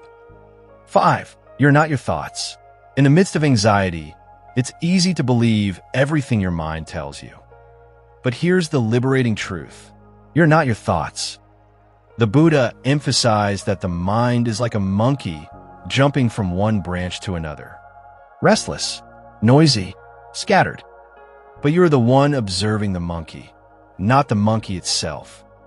Every time you observe a thought, instead of reacting to it, you loosen anxiety's grip. You reclaim your seat as the watcher, the still presence beneath the waves. The mind is everything. What you think, you become. But remember, you can choose which thoughts to feed. 6. Anxiety is a messenger. Listen, then let it go. Instead of trying to beat anxiety, what if you asked it, what are you trying to tell me? Maybe it's pointing to an unhealed wound. Maybe it's reminding you that you're overwhelmed and need rest. Maybe it's simply the echo of your body trying to protect you. In Buddhist psychology, all emotions, even fear, are seen as impermanent. They arise. They pass. They are not you. Your job isn't to get rid of them. Your job is to become skillful in how you relate to them. And sometimes that means thanking your anxiety for showing up, then gently letting it go. 7. Practice grounding yourself when anxiety hits. Next time you feel that familiar wave of anxiety, pause. Breathe in. Feel the air enter your nose. Feel your chest rise. Breathe out slowly. Now ask yourself, where am I right now? Am I safe in this moment? Can I bring kindness to this experience? You can also try labeling the feeling. Anxiety is here. Not, I'm anxious, because that sounds permanent. Just, anxiety is visiting. This subtle shift helps you take space from the emotion. Enough space to breathe. 8. Compassion is the antidote to anxiety. Anxiety thrives in the soil of self-judgment. It shrinks when watered with compassion. In Buddhism, metta, loving kindness, is a practice of turning warmth inward. Try saying, "May I be safe. May I be peaceful. May I meet this moment with courage and softness." Say it even if you don't believe it yet. Especially then. Self-compassion doesn't remove anxiety, but it removes the shame that makes it worse. You don't have to be fearless. You just have to be gentle with your fear. 9. You don't have to do this alone. The path of healing is not meant to be walked in silence. In Buddhism, the Sangha, the spiritual community, is one of the 3 jewels. This means you're allowed to reach out, to speak your truth, to share your struggle. When anxiety isolates you, connection heals you. And even listening to words like these right now is a form of Sangha, a quiet reminder. You're not alone. 10. Let go of the war. Come home to yourself. The Buddha didn't promise a life without storms. He promised a way to stop being drowned by them. Anxiety isn't something to conquer. It's something to understand, to befriend, to gently disarm. Because beneath it all, you are stillness. You are presence. You are the calm that anxiety forgets exists. And when you stop seeing anxiety as the enemy, you realize it's just a wave, and you are the ocean. So next time anxiety knocks, don't slam the door. Open it. Offer it tea. Listen to what it needs to say. Then watch it leave, like every other passing moment. You don't need to fix yourself. You need to return to yourself. And in the words of the Buddha, you yourself, as much as anybody in the entire universe, deserve your love and affection, even in your anxiety. Especially then. There are days when the world feels too heavy to carry. When even getting out of bed feels like climbing a mountain with no summit. When silence feels louder than words. When your mind whispers that you're not enough, and your heart feels like it's forgotten how to feel at all. This is depression. And if you're here, it means you're still holding on. It means something inside you, however small, still believes there's a way through. Today, I want to walk with you on a gentle path. A path lit by ancient wisdom, the teachings of the Buddha, not as philosophy, but as healing light. Let's take a breath together and begin. 1. Acknowledging suffering without shame. The Buddha's first teaching, the first noble truth, is not a denial of pain, but a bold acknowledgement of it. There is suffering, unlike the modern world, which often tells us to suppress our sadness, pretend we're fine, and hide our struggles. The Buddha did the opposite. He named suffering as a fundamental part of life. Depression is not a defect. It's not your fault. It's not a sign of weakness. It's a form of suffering, real, valid, and deeply human. And the very first step to healing is allowing it to be seen. In Buddhist practice, this is called sati, mindfulness. Not fixing, not running, just being with what is gently and without judgment. When you allow yourself to say, "I am suffering," you are already beginning the process of peace. 2. The nature of the mind is like the sky. One of the most beautiful metaphors in Buddhism is this. The mind is like the sky. Thoughts and emotions are just clouds passing by. Depression feels like a storm that will never end. But no matter how dark the clouds, the sky is never destroyed. Underneath the fog of depression, your true nature remains untouched. That quiet stillness, the part of you watching the pain, that's the sky. This teaching reminds us, you are not your depression. You're not your thoughts. You are not your emotions. You are the awareness behind them, and that awareness is whole. Let the clouds pass. You don't need to force them away. They will go as all things do. 3. Non-attachment, letting go of the inner critic. In depression, a common experience is the inner voice, the harsh, unforgiving narrator that says, "You're not doing enough. You're a burden. You'll never feel okay again." This voice clings to identity, to ego, to fear. Buddhism teaches that much of our suffering comes from attachment, not just to possessions or people, but to beliefs about ourselves. What if you didn't have to believe every thought? What if that voice isn't you at all? Try this. The next time your mind says something cruel, pause and say, "This is just a thought, not a fact, not a prophecy, just a passing echo in the mind." Like a bird flying across the sky, it will come and it will go. This is anatta, the teaching of not self, the realization that we are not fixed, permanent beings. We are unfolding, changing living beings, and we're allowed to grow, even from sadness.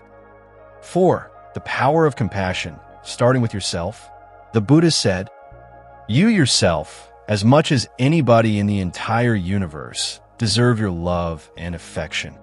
This teaching can feel unreachable in the depths of depression. When you can't feel love for yourself, it's okay.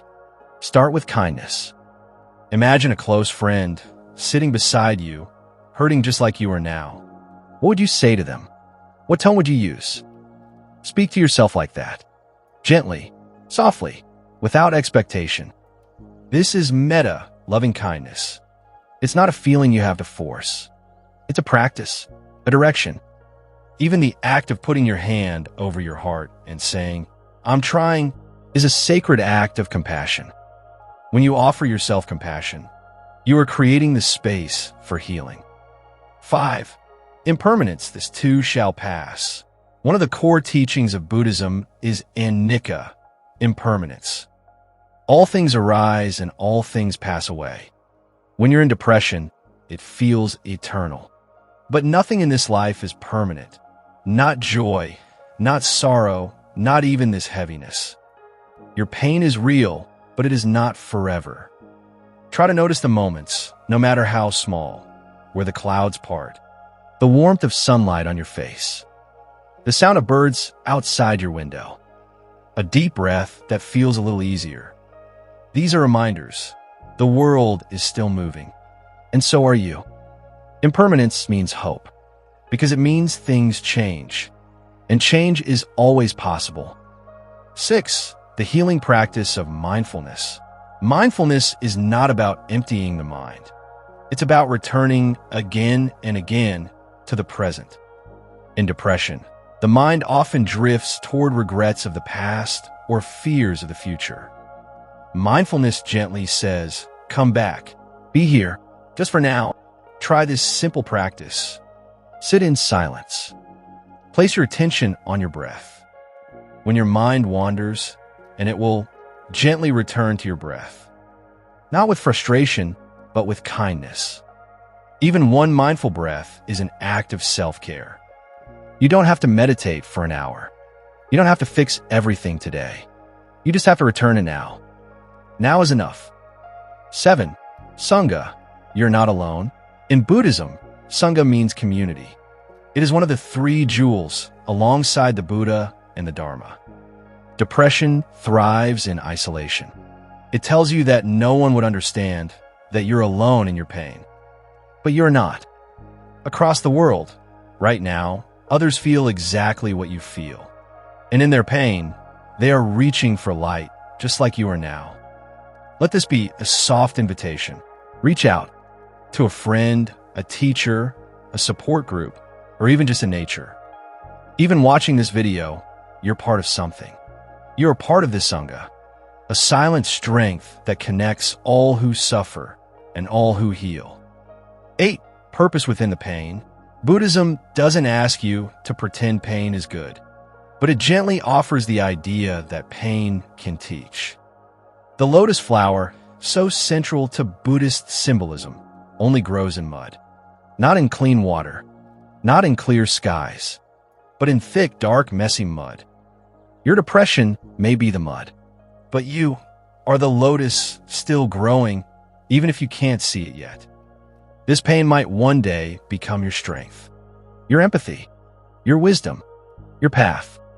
You are becoming something, even now. 9. Letting go of the timeline.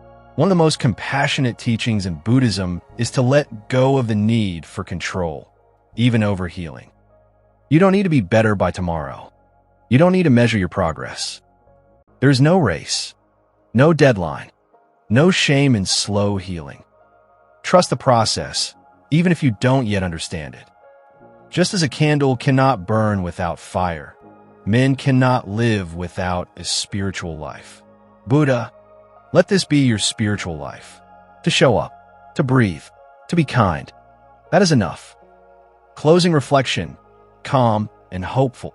If you are still listening, thank you for being here. Your presence is proof that depression has not taken everything, that you are still willing to listen to hope, even if it's quiet. The Buddha never promised a life without suffering, but he did promise that suffering has a path, a way through. You're already walking that path, and I'm so grateful you are. Let this be your reminder. You are not your depression. You are not broken. You are loved simply for existing. You are healing even when you can't feel it. Take a breath. You are still here, and that is everything.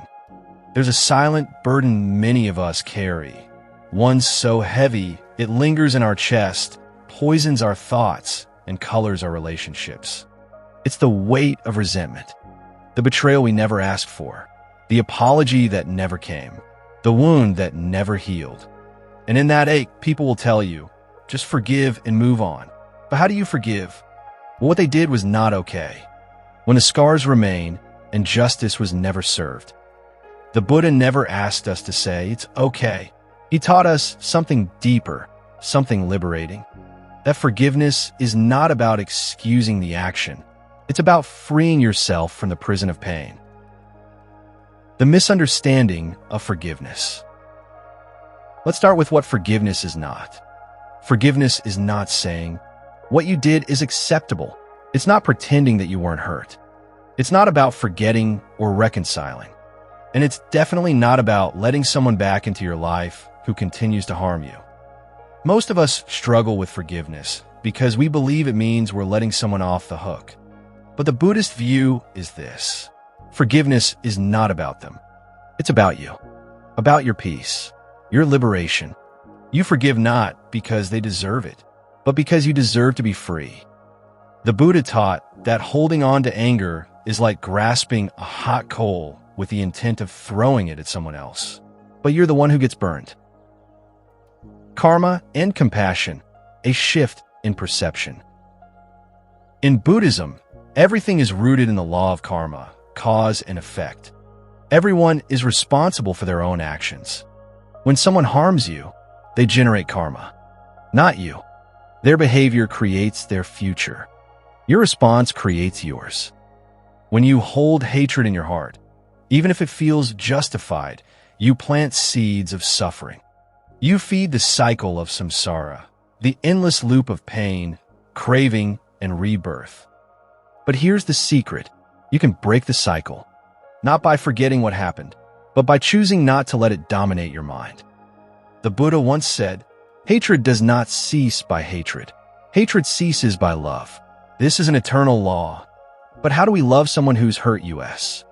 Not romantic love, not even friendly love, but compassionate understanding. This doesn't mean you agree with their actions. It means you recognize they too are caught in delusion, driven by ignorance, craving, and fear. You don't forgive to fix them. You forgive because you refuse to let their darkness swallow your light. The prison of unforgiveness. Think of a grudge like a chain. Every time you revisit that pain, that memory, that injustice, you tighten the lock. You become a prisoner of your past. And what does it cost you? Sleepless nights, bitterness in your voice, distance in your relationships, a heaviness that never quite lifts. Sometimes, the person who hurt you is long gone. Sometimes, They don't even remember what they did. But you remember. And in remembering, you suffer. In Buddhist psychology, the mind is like a garden. You can choose what to water. When you constantly water resentment, it becomes a thorn bush, choking everything else. But when you water mindfulness, compassion, and release, the garden begins to heal. Forgiveness as letting go of the story. One of the most powerful teachings in Buddhism is anicca, impermanence. Nothing lasts. Not joy, not sorrow, not wounds, not people. Yet we hold on to stories like lifelines. He did this to me. She ruined my trust. I'll never forget what they said. These are not just memories. They become our identity. The Buddha invites us to drop the story. Not to deny it, acknowledge the pain, but don't become it. Ask yourself, who would I be without this story? What would it feel like to live without carrying this resentment? Forgiveness is not erasing the past. It's choosing to stop reliving it every day. A practical path, the steps to forgiveness. So how do we actually practice forgiveness the Buddhist way? Acknowledge the pain. Don't skip this. You must first see your wound before you can heal it. Sit with it. Feel it. Give yourself the compassion you never received from them. Recognize the shared human condition. See the one who hurt you not as a monster, but as a human being acting from ignorance. They too suffer. This doesn't excuse their action, but explains it. They were unconscious, as we all are at times. Reflect on the cost of holding on.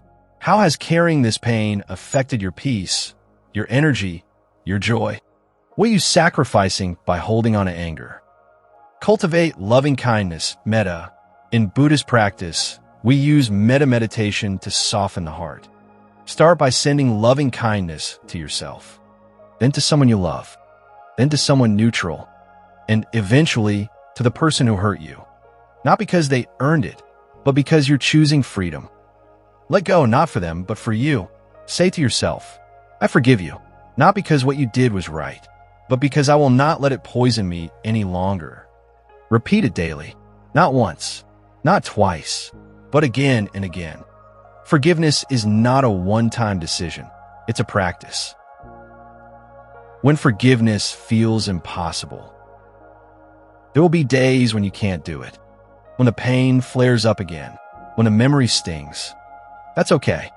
Forgiveness is not linear. Some wounds reopen before they close for good.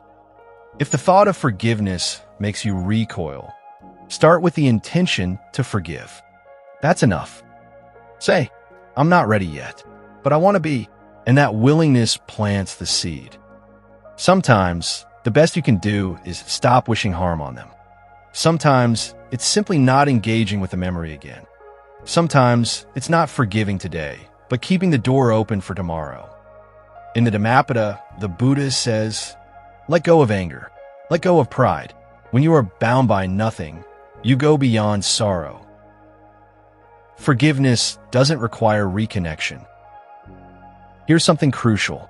You can forgive someone without letting them back into your life. Buddhism doesn't teach naivety. It teaches awareness. Boundaries are a form of compassion, both for yourself and others. If someone continues to harm you, distance is not bitterness. It is wisdom. Forgiveness is not reconciliation. Reconciliation takes two. Forgiveness takes only one, you. You can forgive and still walk away. You can release the poison without pretending the cup was ever clean.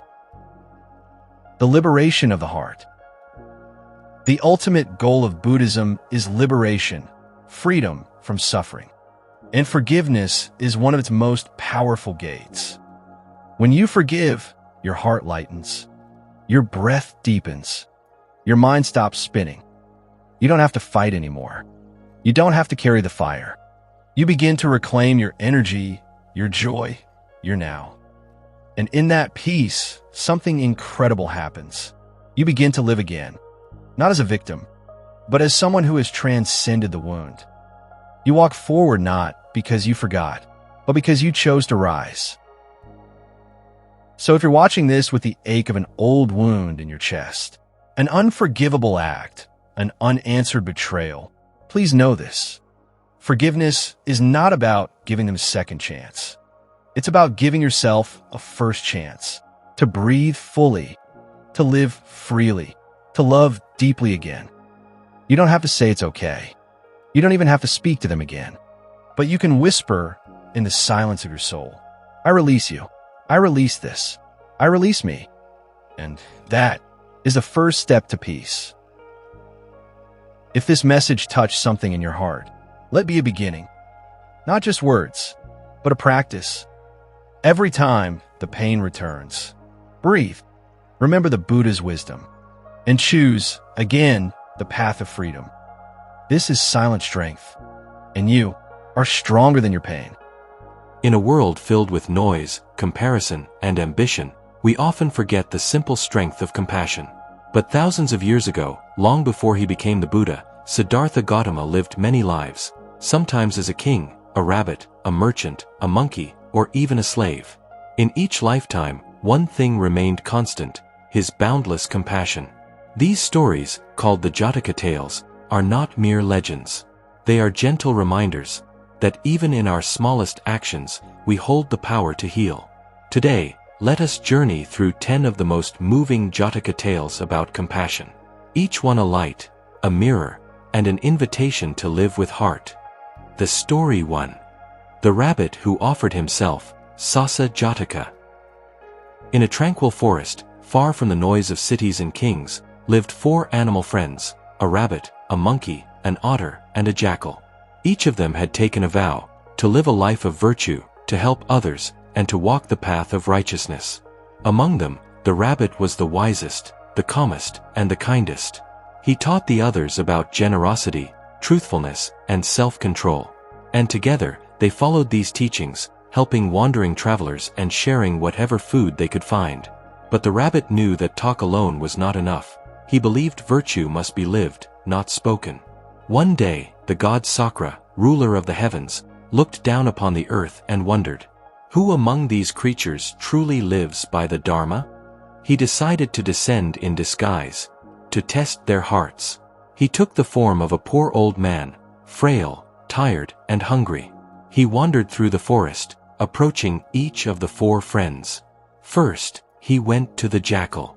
I am old and starving, said the man. Do you have food? The jackal nodded and ran off. He found some meat in a nearby field, stolen leftovers, but food nonetheless, and offered it with pride. Then the god went to the otter.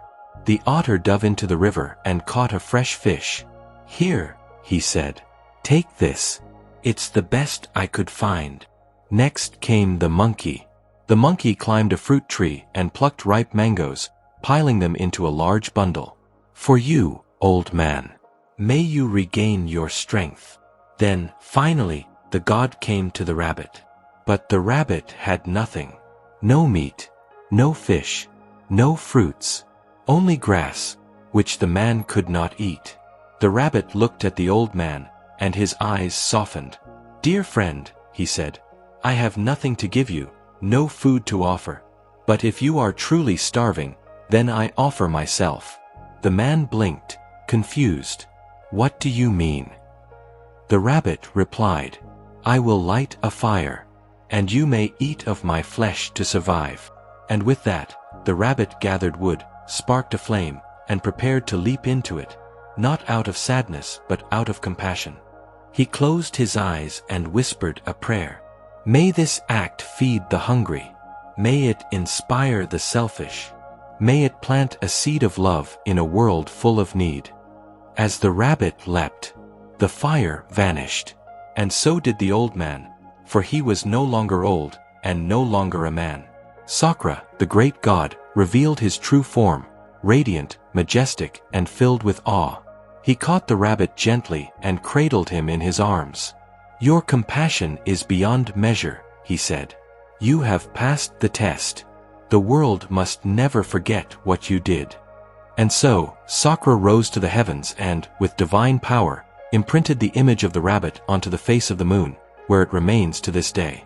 If you look up on a clear night, you may still see him there, not burned, not broken, but shining in eternal compassion. Final reflection. We often think greatness lies in wealth, in words, or in power. But here, a simple rabbit, with no gold, no kingdom, no possessions, became immortal. Not by conquering, but by caring. His sacrifice was not dramatic. It was quiet, intentional, pure. And through that quiet act, he taught the greatest lesson. When you have nothing left to give, give love. The story 2. The Monkey King's Bridge, Mahakapi Jataka. In a lush jungle beside a wide river, there grew a magical mango tree. Its fruit was golden, sweet beyond measure, and unlike any other in the world. A troop of monkeys lived there, led by a strong and wise Monkey King, the Bodhisattva in one of his past lives. He ruled not with force, but with compassion. Every monkey in the troop felt safe, protected, and seen. One day, as the wind blew down ripe mangoes into the river, a fisherman downstream discovered their taste. He brought one to the king of Benares, who, upon tasting it, demanded to know where it came from. When he found out the mangoes came from a tree in the jungle, he grew greedy. If animals are eating such treasures, he said, why shouldn't we take the whole tree? The next morning, he set out with soldiers. Reaching the riverbank, they spotted the monkeys feasting in the tree. The king ordered archers to surround it and shoot them all when they came down. But the Monkey King saw it coming. And he didn't hesitate. He climbed to the highest branch, spotted a tree on the other side of the river, and calculated the distance. Then he leapt, stretching his body across the river, grasping one tree with his hands and the other with his feet, forming a living bridge. One by one, the monkeys walked across his back, escaping the trap. But then, his body trembled. His strength faded. And a jealous monkey, envious of the king's nobility, jumped hard on his spine. The Monkey King fell. He landed broken, bleeding, but peaceful. The human king, having seen the whole scene, was moved beyond words. He rushed to the dying monkey and cradled him gently. Why would you sacrifice yourself for others? He asked. The monkey smiled, even in pain. A leader does not rule to be served, he whispered. He rules to serve. The human king gave the monkey a royal burial and returned to his city, forever changed. He ruled with newfound compassion, all because of a monkey who gave his body to save his family. The story 3. The merchant who saved his enemy, Sama Jataka. Long ago, in a peaceful forest clearing, lived a gentle young man named Sama. He had devoted his life to caring for his blind, elderly parents. Every morning, he fetched water, gathered fruit, and whispered stories to soothe their souls. He had no wealth, no ambitions, only devotion and deep compassion. One day, a wandering king was hunting in the woods. While stalking prey, he spotted Sama near a pond, carrying water on a yoke. The king mistook him for a wild animal and released an arrow. It struck Sama, and he collapsed with a cry. The king rushed forward, and saw, not a beast, but a wounded boy. Sama's soft eyes, even through pain, showed no anger. The king fell to his knees. I didn't mean to. Forgive me. Sama looked up and smiled faintly. Your sorrow is enough. I hold no hate. The king helped carry Sama back to the hermitage where the blind parents waited. When they heard the truth, their grief was like thunder. My son who cared for us when the world forgot. The mother wept. Sama, barely conscious, whispered, Do not cry, mother. May you both see again. May your hearts be whole. And at that moment, a miracle. Their sight returned. Sama's compassion, even when wounded, was so pure, so radiant, that it healed not just eyes, but souls. The king, transformed by the encounter, took a vow to govern with mercy and protect the innocent. Sama lived on, and his forest remained a sanctuary of peace. The story 4. The Prince and the Hungry Tigress, Vyagri Jataka. On the rocky cliffs of the Himalayas, 3 royal brothers wandered on a spiritual pilgrimage. Among them was the youngest, a radiant prince whose eyes reflected deep wisdom, for he was the Bodhisattva. As they climbed a steep path, they came upon a heart-wrenching sight. Beneath a tree lay a tigress, emaciated, bones jutting from her fur, and barely breathing. Her cubs nestled beside her, whimpering from hunger. The mother was so weak, she couldn't even lift her head to feed them. The older brothers turned away, muttering, "It's the law of nature, we must not interfere." But the youngest stood still. His heart felt as if it would break. "How can I walk past such suffering?" he thought. "If no one helps her, she will eat her own children just to survive." He searched his bag, but had no food. He waved his arms, tried to distract the tigress, but she was too weak to respond. There was only one thing left to give: his life. The prince quietly left his brothers, returned to the clearing, and lay himself down before the tigress. "If I can keep her alive, and let the cubs live on, then this body has served its purpose." With those words, he gave himself freely. No fear, no hesitation. Later, the brothers returned to find his robes folded on a rock, and his body gone. In awe, they realized the depth of his compassion, so profound it saw no boundary between human and beast, self and other. And in heaven, the gods whispered his name in reverence. The Story 5. The story of the banyan deer, Nigrida Miga Jataka. In the vast fields of a peaceful kingdom, 2 herds of deer roamed under the watch of humans. These weren't ordinary deer, they were golden, graceful, and intelligent. One herd was led by a proud stag named Saka, the other, by a wise, noble stag named Nigrida, the Bodhisattva in a past life. The king of the land loved hunting. Each day, his guards would drive the deer into traps, selecting one to be slain. The deer lived in constant fear, never knowing which day would be their last. Nigrida, seeing the pain of his people, devised a plan. He approached the king and said, "O king, allow us to offer 1 deer a day, by our own choosing. In return, let your hunters stay their chase. This way, we suffer less, and you receive your prize." The king, intrigued by the wisdom and compassion in Nigrida's voice, agreed. And so, each day, 1 deer walked calmly into the palace to be sacrificed, chosen fairly among the herds. One morning, it was the turn of a pregnant doe. She wept before Nigrida, begging, "Please, spare me. My unborn fawn deserves life." Nigrida was silent for a moment. Then he said, "I will go in your place." The palace guards were shocked to see the great stag appear. "The chosen deer today is a pregnant one," he said calmly. "Let her live." The king, deeply moved by such selflessness, exclaimed, "Your life is worth more than any meal. From this day forward, no deer shall ever be harmed again." He declared the forest a sanctuary and ordered the end of deer hunting in the kingdom. Nigrida bowed, not in triumph, but in relief. Because compassion had triumphed, not with force, but with wisdom and love. The Story 6. The Elephant and the Carpenter, Chidanta Jataka. In a remote forest, nestled far from human settlements, lived a magnificent elephant with 6 tusks, a rare, majestic being named Chidanta. He was not only strong, but deeply compassionate. Every day, he helped the animals around him, carrying fallen trees, digging waterholes, and guiding travelers who had lost their way.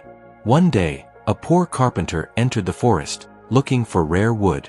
Exhausted, hungry, and near collapse, he sat beneath a tree and cried out, "If only I had something rare to offer the king, I'd never go hungry again." Chidanta, overhearing this, quietly stepped forward and said, "If it is riches you seek, take my tusks." The carpenter was stunned. "I can't do that. It would hurt you." But the elephant smiled. "My body is not mine alone. If it can help another, then let it be used." He knelt down and broke off 3 of his tusks, with no complaint, no tears. The carpenter wept with gratitude. He returned to the city, became wealthy, and never forgot the kindness he'd received. Years later, the elephant passed away, not with regret, but peace. because compassion had been his wealth, and generosity his crown. The Story 7. The story of the great ape, Mahakapi Jataka. High in the Himalayan mountains lived a mighty ape with golden fur and great wisdom. He ruled over a clan of 80,000 monkeys, caring for them as a father does his children. The ape was the Bodhisattva, living not for power, but for protection. Every day, he guided the monkeys to food, showed them where to sleep safely, and settled their disputes with calm patience. But one day, a cunning hunter from the lowlands set traps across the monkeys' path. As the monkeys ran, several were caught in the nooses. Panicked screams filled the forest. The ape king arrived in a flash, saw what had happened, and without hesitation, walked straight into danger. He clawed open the traps with his bare hands, lifting each monkey one by one, ignoring the pain, the scratches, the arrows fired his way. The hunter, ready to strike again, paused. He had never seen an animal act like this. Instead of attacking or fleeing, the ape risked everything to protect others. The hunter lowered his weapon. "I came here to take life," he said quietly. "But today, I've learned what it means to honor life." The ape, though wounded, simply nodded. "May your heart remember, not what I did, but why I did it." The Story 8. The Wise Quail, Jataka Jataka. A tiny quail lived among the reeds of a sun-scorched forest. She was small, quiet, and overlooked by most, but she possessed a heart as vast as the sky. One summer, a fire broke out in the forest. The wind spread the flames fast, and birds began to flee in terror. The wise quail, however, couldn't fly. Her wings had been injured in a recent storm. The flames came closer. Ash filled the air. Still, the quail did not panic. She bowed her head and prayed aloud. "May this fire stop. May all creatures be safe. May this life, if it ends, be of service to others." The gods above heard her voice, not loud, but pure, and they were moved. Suddenly, dark clouds gathered. Thunder cracked across the sky. Rain poured down, quenching the fire and saving thousands. When other birds returned to the burnt forest, they found the little quail unharmed and glowing faintly with light. "How?" they asked. "Why would the sky listen to you?" The quail replied softly, "Because I didn't pray for myself. I prayed for everyone." The Story 9. The Selfless Horse, Valahaka Jataka. In the wide grasslands of ancient India, a caravan of travelers was lost and afraid. Their path had taken them through a treacherous desert, and their supplies were nearly gone. Just when all hope seemed lost, a great white horse appeared on the horizon, galloping like the wind, eyes filled with purpose. He was the Bodhisattva, reborn as a divine steed. Without waiting, he led the caravan toward water, carried the weak on his back, and offered strength to the animals collapsing from exhaustion. Time after time, the horse returned to fetch more people. Even when wounded by sharp rocks, even when his legs trembled with fatigue, he never stopped. Eventually, the travelers reached safety, but the horse, drained and injured, fell where he stood. A child ran to him, sobbing, "Why did you help us? You're just a horse." The great steed smiled, his breath fading. Because fear should never walk alone, and compassion rides even into the storm. The Story 10. The Slave Who Carried an Old Man, Kundaka Kuchi Jataka. In a distant village, there lived a servant named Kundaka. He was small, poor, and often overlooked. But what others didn't see was the fire of compassion inside him. Every year, the villagers made a pilgrimage up the sacred mountain, a journey said to bring blessings. An old man, frail and forgotten, sat alone by the path, watching others go. No one stopped. No one cared. But Kundaka did. He walked up to the old man and said gently, "Would you like to go?" The elder replied, "I cannot walk. No one will carry me." Without a second thought, Kundaka bent down and lifted him onto his back. He carried him the entire way, up hills, through rain, under scorching sun, without complaint. People laughed. Why burden yourself? You gain nothing. Kundaka only smiled. He carried me when I was a boy. Now, it is my turn. At the mountain's peak, as the sunrise painted the sky, a great silence fell over the crowd. For in that moment, they realized the greatest offering was not flowers, not coins, but love, carried step by step on a servant's back. Each of these stories is more than just a tale. They are reflections of what we can be when we live from the heart. The Buddha, in his many lives, never stopped being compassionate, not even when he was an animal, a stranger, or a victim. And so we ask ourselves, what would I do if I loved without condition? Who would I be if I responded not with judgment, but with compassion? Perhaps we, too, can become like the rabbit in the moon, burning not in pain, but in purpose, lighting up the darkness with quiet kindness. Thank you for watching Silent Strength. May your day be filled with warmth and your heart light as a feather. There's a silent battle we all fight, one not with swords or shields, but with thoughts and feelings. It begins with a scroll through social media, a friend's new house, a stranger's perfect body, someone else's success. And before we know it, a voice whispers, "You're not enough." But what if I told you this voice is lying to you? And what if the Buddha, over 2,500 years ago, had already seen this coming and offered a way out? This is not just a message. It's a journey back to yourself, back to peace, back to enough. Let's begin. The poison of comparison. In the ancient Buddhist texts, one of the root causes of suffering is called mana, often translated as conceit, but at its core, it means comparison. This is the habit of measuring yourself against others. Better than, worse than, equal to. But in all cases, comparison traps us. When we compare ourselves to those better, we feel envy. When we see those worse, we feel pride. And when we're equal, we fear losing that balance. The Buddha saw this clearly. He taught that mana is a subtle defilement, a mental poison that keeps us restless, unsatisfied, and blind to our own worth. Comparison, he said, is not the path to awakening. Self-awareness is. The story of Kisagami. Everyone carries their pain. One of the most powerful lessons about self-acceptance and comparison comes from the story of Kisagami, a young mother in ancient India. She lost her only child to illness. Blinded by grief, she ran from house to house, begging for medicine to bring her baby back to life. People thought she had gone mad. Eventually, she came to the Buddha, and he didn't turn her away. He told her, "Go into the village and bring me a mustard seed from a house where no one has died." She eagerly agreed.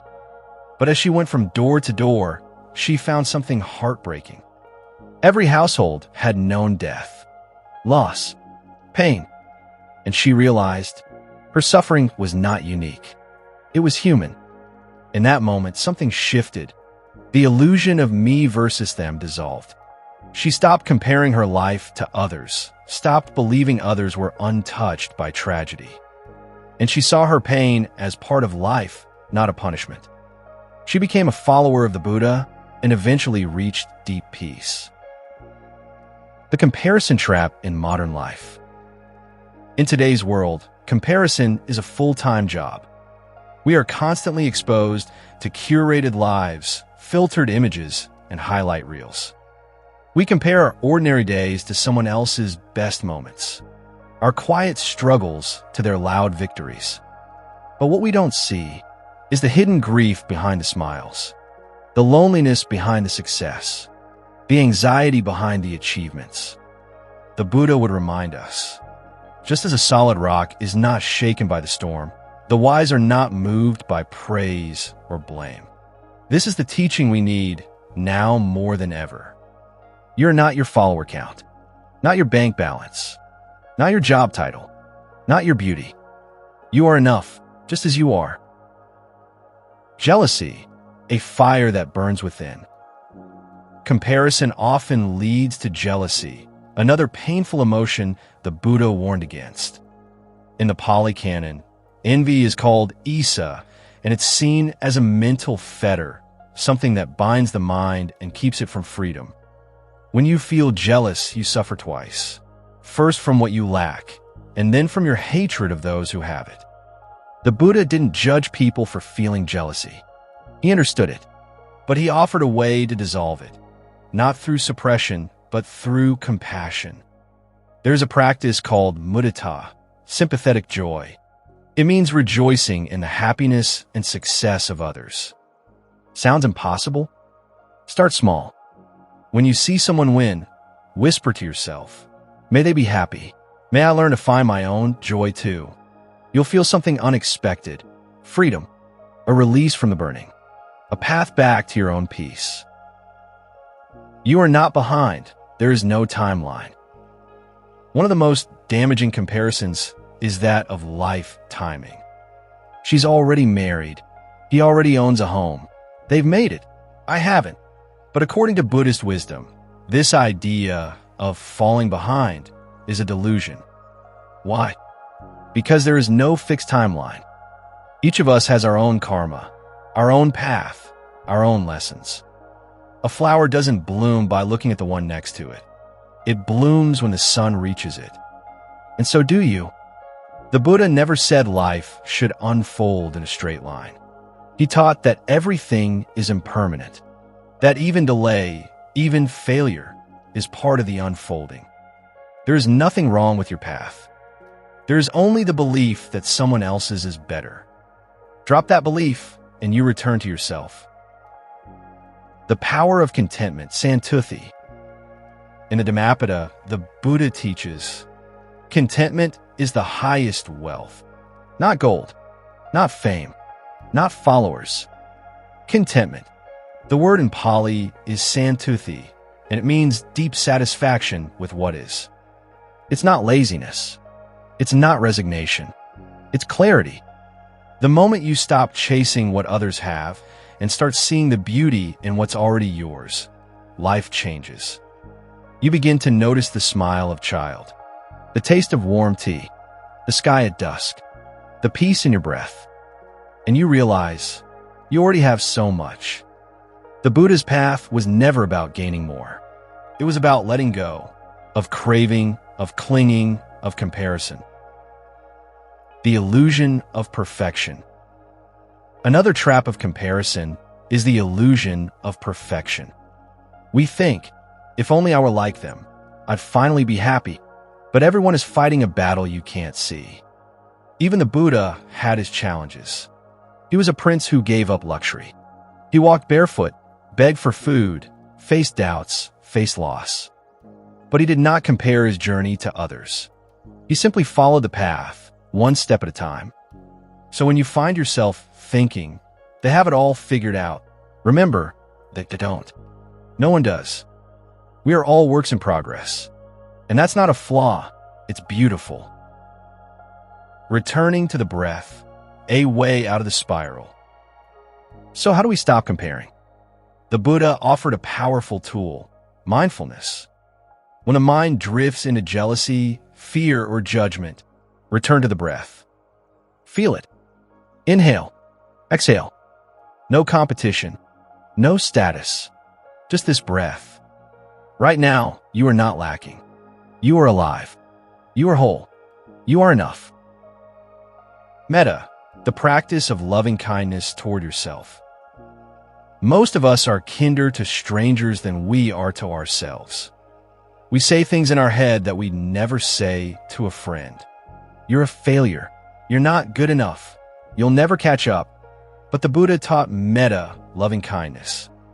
It begins with you. Sit quietly, breathe, and say inwardly, may I be well, may I be happy, may I be free from suffering, may I love myself as I am. At first, it may feel strange, but with time, it softens the sharp edges. It melts the hardness inside. You stop needing to compare, because you begin to care. For yourself, gently, lovingly. You are enough, just as you are. You don't need to be better than anyone. You don't need to catch up. You don't need to prove your worth. You already are enough. Not because you've achieved anything, but because you exist. The Buddha saw our struggle. He understood our minds. He didn't shame us for comparing. He gave us a way out. Through presence, through compassion, through awakening.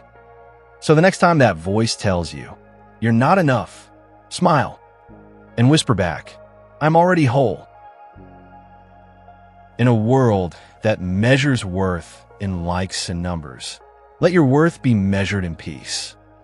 Let the Buddha's teachings light the way, from envy to joy, from comparison to contentment, for not enough to just right. Because this moment, this breath, this you, is enough, exactly as it is. Have you ever noticed how pain is a part of life, but suffering often feels like a choice we never meant to make? We lose someone we love. We fail at something we tried so hard to achieve.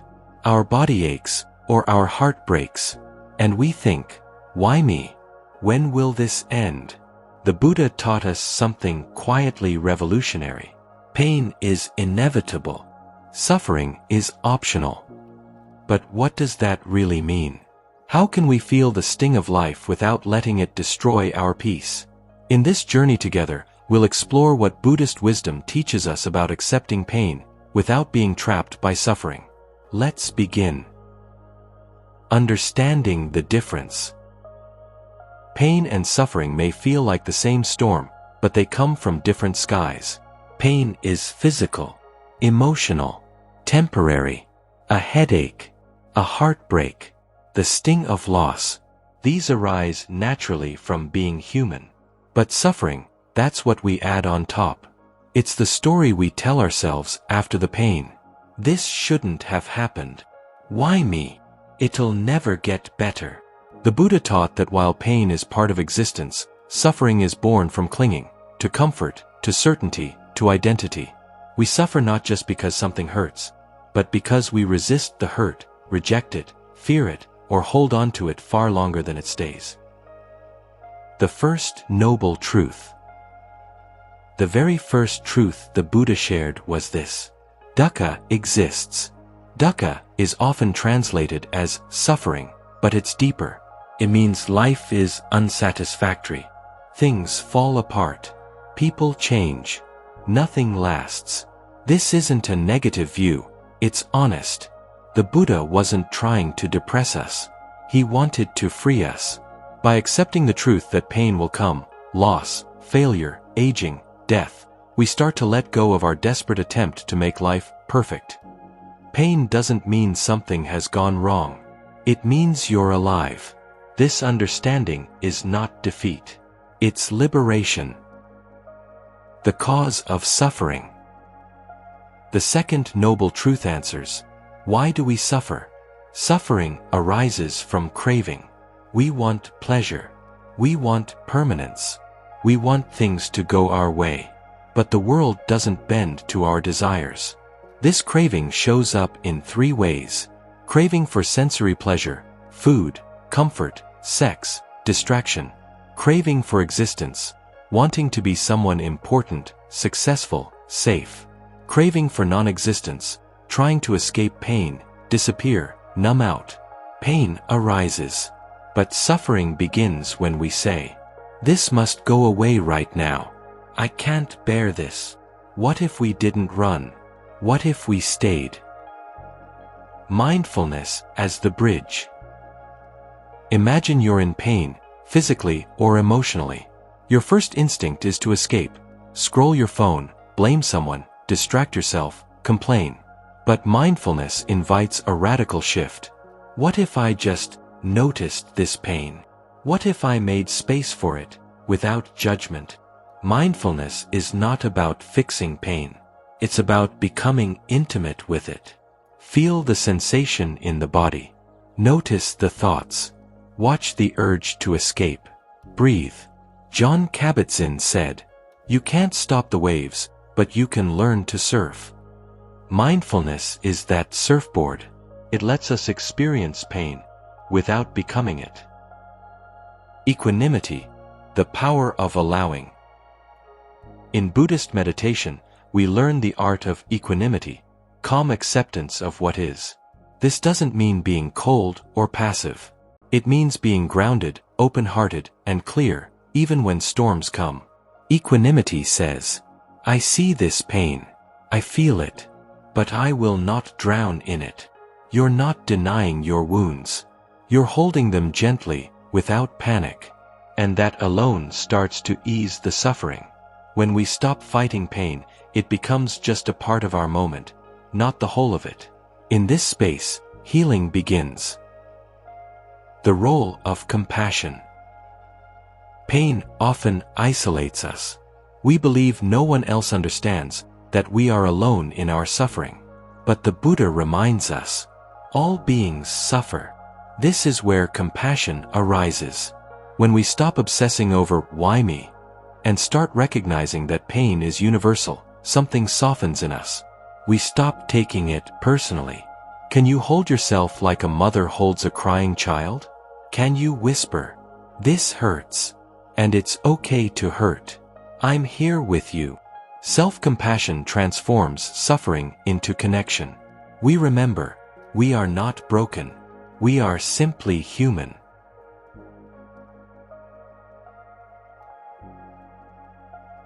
Stories from the life of the Buddha. Let's look at a story. A woman named Kisa Gautami came to the Buddha, weeping. Her only child had died. She begged the Buddha to bring him back.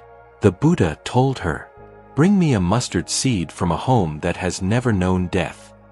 She searched every home in the village, but each had lost someone, a parent, a sibling, a friend. At last, she returned and understood. Grief is not mine alone. It is part of life. In that moment of shared pain, her suffering began to ease. Pain stayed, but the loneliness of suffering dissolved. Detachment, not indifference. Buddhism teaches non-attachment, but many misunderstand this. To detach is not to stop feeling. It is to stop clinging. Pain will come. Love may still break your heart. But you no longer cling to the idea that things must stay the same, or that you must feel good all the time. When you release that grip, you can finally breathe. Detachment doesn't mean you stop loving. It means you love freely, without fear of loss. It means you feel pain without building a prison around it. Accepting pain with the body. Sometimes pain lives not in the mind, but in the body. Chronic illness, fatigue, physical injury. How do we accept these without falling into despair? Again, the answer is presence. Breathe into the pain. Notice when the mind adds forever or unbearable. Come back to this moment. Soften around the tension. Many Buddhist monks meditate through intense discomfort, not to punish themselves, but to see clearly that the body changes, sensations move, and pain rises and falls like waves. There is freedom in that awareness. Letting go of the why. A great source of suffering is the question, why is this happening to me? Buddhist wisdom gently responds, it is happening. That is all. There may be no grand reason, but there can still be growth. There can still be peace. Letting go of the need for explanations allows us to be with life as it is, not as we think it should be. Pain can be a teacher if we stop asking why and start listening to what it's showing us. The two arrows. The Buddha taught a beautiful parable called the two arrows. When we experience pain, it's like being shot with an arrow. But then we add, this shouldn't happen. I'm so unlucky. I hate this. That's the second arrow, the one we shoot ourselves. The first arrow is inevitable. The second is optional. When we stop firing the second arrow, suffering reduces. Living with lightness. To accept pain is not to become serious or grim. In fact, Many Buddhist monks laugh easily, walk lightly, smile often. Why? Because they've stopped resisting life. They don't cling to pleasure, and they don't fear pain. They simply are. When you learn to welcome each moment, pleasant or painful, with openness, life becomes less of a struggle and more of a dance. Not easy, but simple. So how do we accept pain without suffering? We start by telling the truth. Pain is part of life. We stay present with it. We stop clinging. We soften. We breathe. We hold ourselves with compassion. And slowly, gently, we learn. Pain may visit, but it doesn't have to stay. Suffering may knock, but we don't have to let it in. The Buddha never promised a life without pain. But he showed us a path where peace is possible, even in the middle of it. May you walk that path with courage. May you meet your pain with kindness. And may you discover, deep within, that peace is always here, quietly waiting. What if I told you that your pain was never a punishment? What if the ache in your chest, the weight in your heart, and the struggles you've endured were not signs that life is against you, but rather gentle whispers trying to awaken you? Pain is not your enemy. In Buddhism, pain is seen not as something to run from, but as something to learn from. It is the doorway to wisdom, the path to liberation, and the very fire that forges peace. This is the story of how you can turn your pain into peace through the timeless teachings of the Buddha. Let's walk that path together. 1. Understanding pain, the Buddha's first teaching. The Buddha's very first teaching after his enlightenment was on dukkha, a Pali word that's often translated as suffering or unsatisfactoriness. He didn't begin his spiritual path with miracles or philosophies. He began with this simple truth. There is suffering. It's the first noble truth, the foundation of all Buddhist practice. We suffer, we hurt, we grieve, we experience loss, illness, betrayal, aging, loneliness. Even pleasure doesn't last, which causes even more suffering. But the Buddha didn't stop there. He also taught, there's a cause of suffering, there's an end to suffering, and there's a path to that end. This is what gives Buddhism its incredible power, not just identifying pain, but showing us how to transform it. So instead of asking, why is this happening to me? Buddhism invites us to ask a more liberating question. What can this pain teach me? The nature of attachment, why pain persists. Why does pain linger? Why do some wounds remain long after the moment has passed? According to Buddhist wisdom, the answer lies in attachment. The Buddha taught, attachment is the root of suffering. We become attached to how life should be. We cling to people, to outcomes, to control. We say, I shouldn't have lost them. This shouldn't have happened to me. I can't live without this. And every time reality doesn't match our expectation, we suffer. But the pain itself isn't from the event. It's from our resistance to it. This is a crucial insight. Pain is inevitable, but suffering is optional. You will feel sadness when you lose someone. But if you cling to the idea that they should still be here, you add an extra layer of suffering. Letting go isn't forgetting. Letting go isn't giving up. Letting go is the act of saying, this hurts, and I accept it. I don't resist it. I learn from it. I release my grip so I can breathe again. Mindfulness, sitting with pain without judgment. One of the most powerful tools in Buddhist practice is mindfulness. Mindfulness means sitting with your experience without judgment, without clinging, without running. When we experience pain, our instinct is to escape. We distract ourselves, numb ourselves, or push the feeling down. But Buddhism says, feel it, be with it, welcome it like a visitor. In the Dhammapada, the Buddha says, as a solid rock is not shaken by the wind, so the wise are not shaken by praise or blame. We become that solid rock by developing awareness. Try this. The next time pain arises, instead of pushing it away, say, I see you, pain. You are here. Let me sit with you. Breathe. Feel where it lives in your body. Observe the stories your mind tells around it. This simple act of watching without reacting begins to untangle the suffering, because the pain was never asking you to solve it. It was asking you to witness it. Impermanence. Everything changes, even pain. One of the most liberating teachings of the Buddha is anicca, impermanence. Everything changes. Nothing lasts. Your joy will fade. Your sadness will too. Your victories will pass. So will your failures. No matter how deep the wound, how strong the emotion, it will shift. Buddha taught, all conditioned things are impermanent. When one sees this with wisdom, one turns away from suffering. So when you're in pain, remember, this too will pass. Just as a thunderstorm gives way to sunlight, so too will your suffering fade. No feeling is final.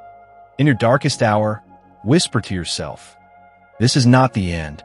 This is a passing cloud. I am the sky. Loving kindness. Healing begins with compassion. Pain often leaves us bitter, angry, closed off. But the Buddha taught a radical way to heal, loving kindness or metta. This is the practice of sending gentle, kind, healing thoughts to yourself and others. Even those who've hurt you, even those you've lost, even your own wounded heart. Begin simply. May I be happy. May I be safe. May I be free from suffering. Then slowly expand it outward. May they be happy. May they be safe. May they be free from suffering. You're not denying the pain. You're bathing it in compassion. And in that compassion, something begins to melt. Walls soften. Scars become bridges. You begin to trust life again. The power of acceptance. Peace without control. We try so hard to control life. We think if we just do everything right, we can avoid pain. But Buddhism teaches control is an illusion. Instead, practice acceptance. Not passive surrender, but deep, conscious allowing. Accept that people will leave. Accept that your body will change. Accept that not every question has an answer. And in that radical acceptance, peace is born. It's not the peace of a perfect life. It's the peace of a free soul. Buddha said, peace comes from within. Do not seek it without. Karma and meaning, transforming pain into wisdom. In Buddhism, the concept of karma doesn't mean punishment. It means cause and effect. Your actions shape your experience, but so does your response. You didn't choose all your pain, but you can choose what it becomes. Pain can harden your heart or soften it. It can make you bitter or it can make you wise. The great Buddhist monk Thich Nhat Hanh once said, no mud, no lotus. The lotus, the symbol of enlightenment, grows only in the dark, sticky mud. Your pain is that mud. And your peace, the wisdom, the insight, the compassion you grow from it, is the lotus. The story of Kisa Gautami, a mother's grief and enlightenment. There's a powerful Buddhist story about a woman named Kisa Gautami. Her only child died, and she was overcome with unbearable grief. She went from house to house, begging for medicine to bring her son back. Finally, someone sent her to the Buddha. The Buddha said, yes, I can help you. But first, bring me a mustard seed from a household where no one has ever lost a loved one. She went to every home, but in each, someone had lost a father, a sister, a friend. Eventually, she realized, death is universal. Grief is shared. Pain connects us all. And in that realization, something shifted. She returned to the Buddha, not with a mustard seed, but with new wisdom. She laid her child to rest, and her healing began. Daily practices to turn pain into peace. So how do you apply all this in real life? Here are 5 simple practices drawn from Buddhist teachings. 1. Daily mindfulness meditation. Sit in silence. Breathe. Watch your thoughts like passing clouds. Let the pain be seen. 2. Metta practice, loving kindness. Send loving wishes to yourself and others, especially when your heart is heavy. 3. Journaling with awareness. Ask yourself, what is this pain teaching me? What attachment am I holding? Where am I resisting? 4. Ritual of letting go. Write down what you're holding on to. Burn it, bury it, or release it into water as a symbolic act of surrender. 5. Contemplate impermanence. Look at the changing clouds, the falling leaves, your breath, and remember, this pain will pass. The quiet strength within you. Pain changes you, but how it changes you is your choice.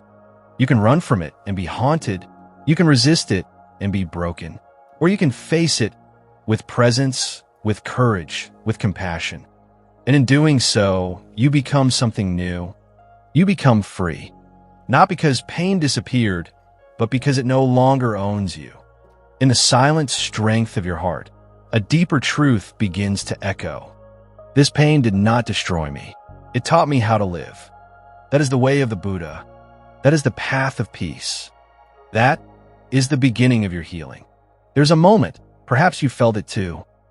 You're standing in a room where emotions are erupting, voices raised, tempers flaring, and yet something in you stays still.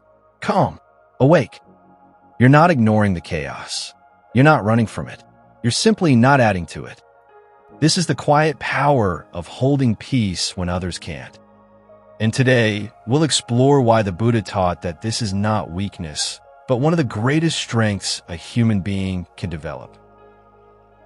The world storm isn't yours to carry. In the Dhammapada, the Buddha once said, "Hatred is never appeased by hatred in this world. By non-hatred alone is hatred appeased. This is a law eternal." When others are angry, anxious, or agitated, our instinct is often to match their energy, to defend ourselves, to correct them, to prove we're right. But Buddhism asks us a radical question. What if you don't? What if their storm isn't yours to enter? In Buddhist psychology, this is rooted in mindfulness, the art of witnessing thoughts, emotions, and sensations without becoming them. To hold peace is not to suppress feelings. It is to hold them gently, like clouds passing through a vast sky. You realize, just because someone else is drowning doesn't mean you need to jump into the river with them. You can extend a hand from the shore, but only if you're grounded. The strength of the unshaken mind.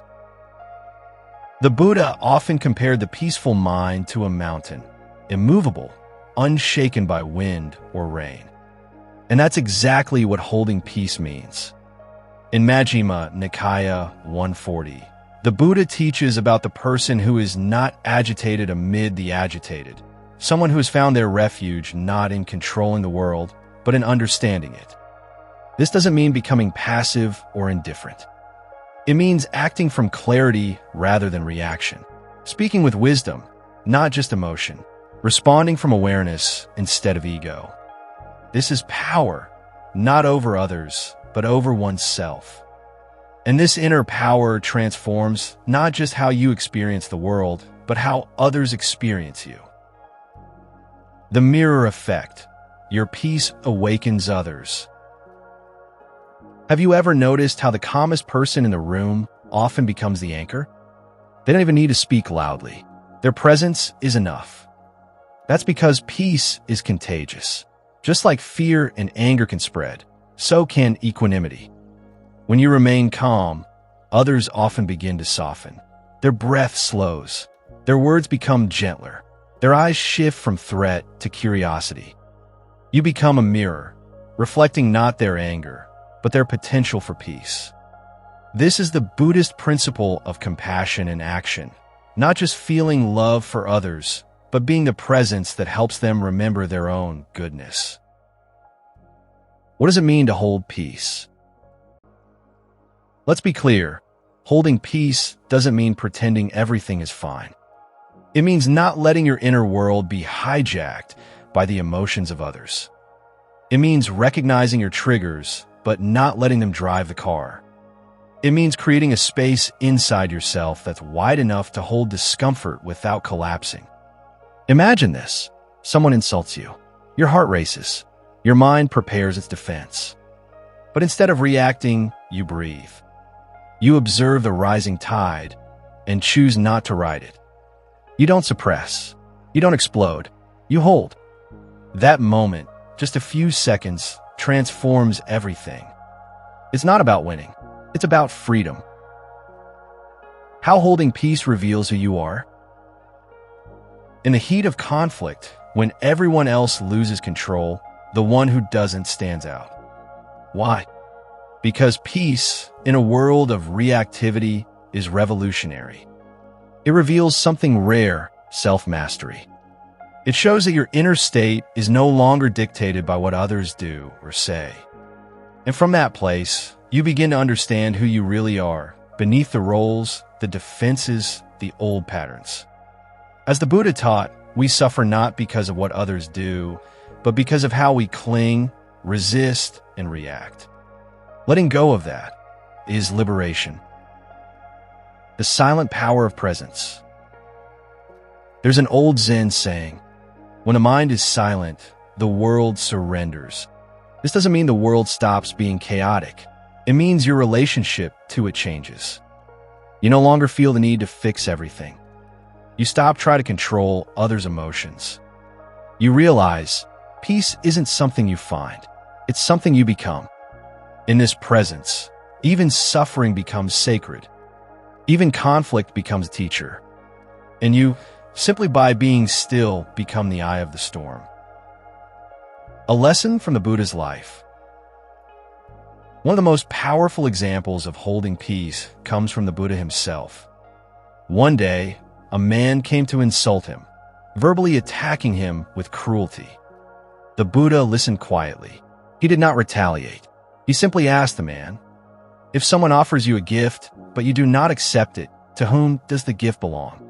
The man was puzzled and said, "To the one who offered it." The Buddha replied, "Then I do not accept your abuse." This was not coldness. It was clarity. The Buddha saw that anger is like a hot coal. When you hold it, you burn. So he let it go. And in doing so, he showed us a path, not of passivity, but of power rooted in wisdom. How holding peace transforms you. When you choose peace again and again, especially when it's hardest, you begin to change. Not from the outside in, but from the inside out. You grow more grounded. You listen more deeply. You respond with presence instead of panic. And slowly, a transformation occurs. You no longer need validation from chaos. You no longer fear disapproval. You realize your worth isn't based on winning arguments. Your strength isn't measured by how loud you can be. It's in how deeply you can listen, how gently you can speak, how fiercely you can love without losing yourself. This is the transformation of the heart. When the world needs peace, be it. In a world filled with conflict, comparison, and competition, peace is radical. People are starving for it, not just globally, but in their homes, their relationships, their minds. When you choose to hold peace, you become a sanctuary, not just for yourself, but for others.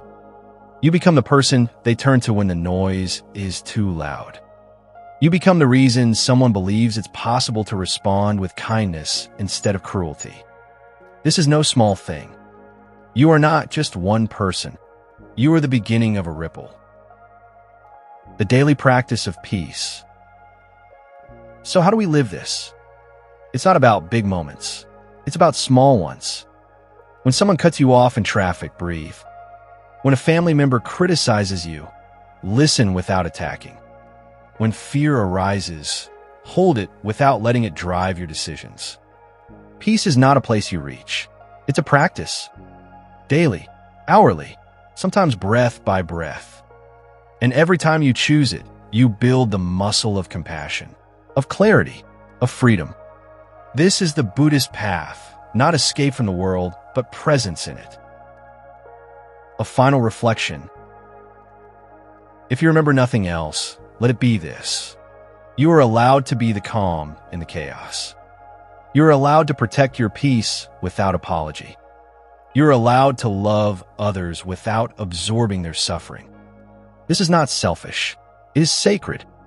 As the Buddha taught, just as a solid rock is not shaken by the storm, even so the wise are not affected by praise or blame. Let that be you. Be the one who doesn't flinch when others lash out. Be the one who listens with their whole heart. Be the one who holds peace so the world can remember it's possible. The next time a world pulls you into its storm, pause. And remember, you have a choice. You can hold peace. And in doing so, you become a quiet revolution. Not through force, but through presence, through love, through the stillness that changes everything. There comes a moment, often quiet, sometimes painful, when you ask yourself, who am I really? Not the name, not the job, not the roles you play, the opinions you carry, or the body you wear, but something deeper, beyond the mask, beyond the story, beyond the self. In that moment, if you dare to sit with a question without rushing to answer, it opens a doorway to freedom. This is a journey, not of becoming, but of unbecoming, not of gaining more, but letting go, not of fixing yourself, but seeing that there's nothing broken to begin with. This is the path the Buddha walked, and it begins by seeing the illusion we call ego. The identity you wear is not who you are. From the moment we are born, identity is given to us. You are a boy. You are a girl. You are Khmer. You are American. You are Buddhist, Christian, Hindu. You are smart. You are shy. You are strong. You are weak. And so we build, piece by piece, a self, an image, a mask. We call it me. But is it real? Ask yourself this. When your body changes, are you still you? When your beliefs shift, are you still you? When your memories fade with age, who is left behind? The Buddha taught that the self is not a fixed thing. It is not something solid or permanent. It is not what it appears to be. This doesn't mean you don't exist. It means that what you think of as yourself, the story, the ego, the me, is just that, a story. A temporary process, always shifting, always changing. And when you cling to it, you suffer. The burden of ego. The ego is not evil. It's not the enemy. It's simply a survival tool designed to protect, to compare, to defend, to seek status, to avoid shame. But when we mistake the ego for who we are, it becomes a prison. You begin to fear loss, not of life, but of image. You crave praise and fear criticism. You perform instead of live. You compare instead of connect. Ego whispers, you are not enough. You need to be special. You must win. You must prove. And so, even in success, you feel empty. Even in love, you feel alone. Even when surrounded by people, you feel unseen. Why? Because ego is never satisfied. It is built on separation. It thrives on the illusion that you are separate from life, from others, from truth. But you're not. The Buddha's radical realization. When the Buddha sat under the Bodhi tree, he did not become a god. He did not upgrade his ego. He saw through it. He awakened to anatta, the truth of no fixed self. This doesn't mean he vanished. It means the veil of I was lifted. He saw that everything arises from conditions, including the sense of self. He saw that clinging to me is the root of suffering. And that peace begins when we stop trying to defend, define, and decorate the ego. In one of his most powerful teachings, the Buddha said, just as a flame is dependent on fuel and conditions to burn, so too, the sense of I am arises from contact, perception, and thought. And when those conditions fade, the ego fades. And what's left? Stillness, compassion, clarity, freedom. The illusion of control. Ego is obsessed with control. It wants life to go a certain way. It wants other people to like it. It wants the world to fit its story.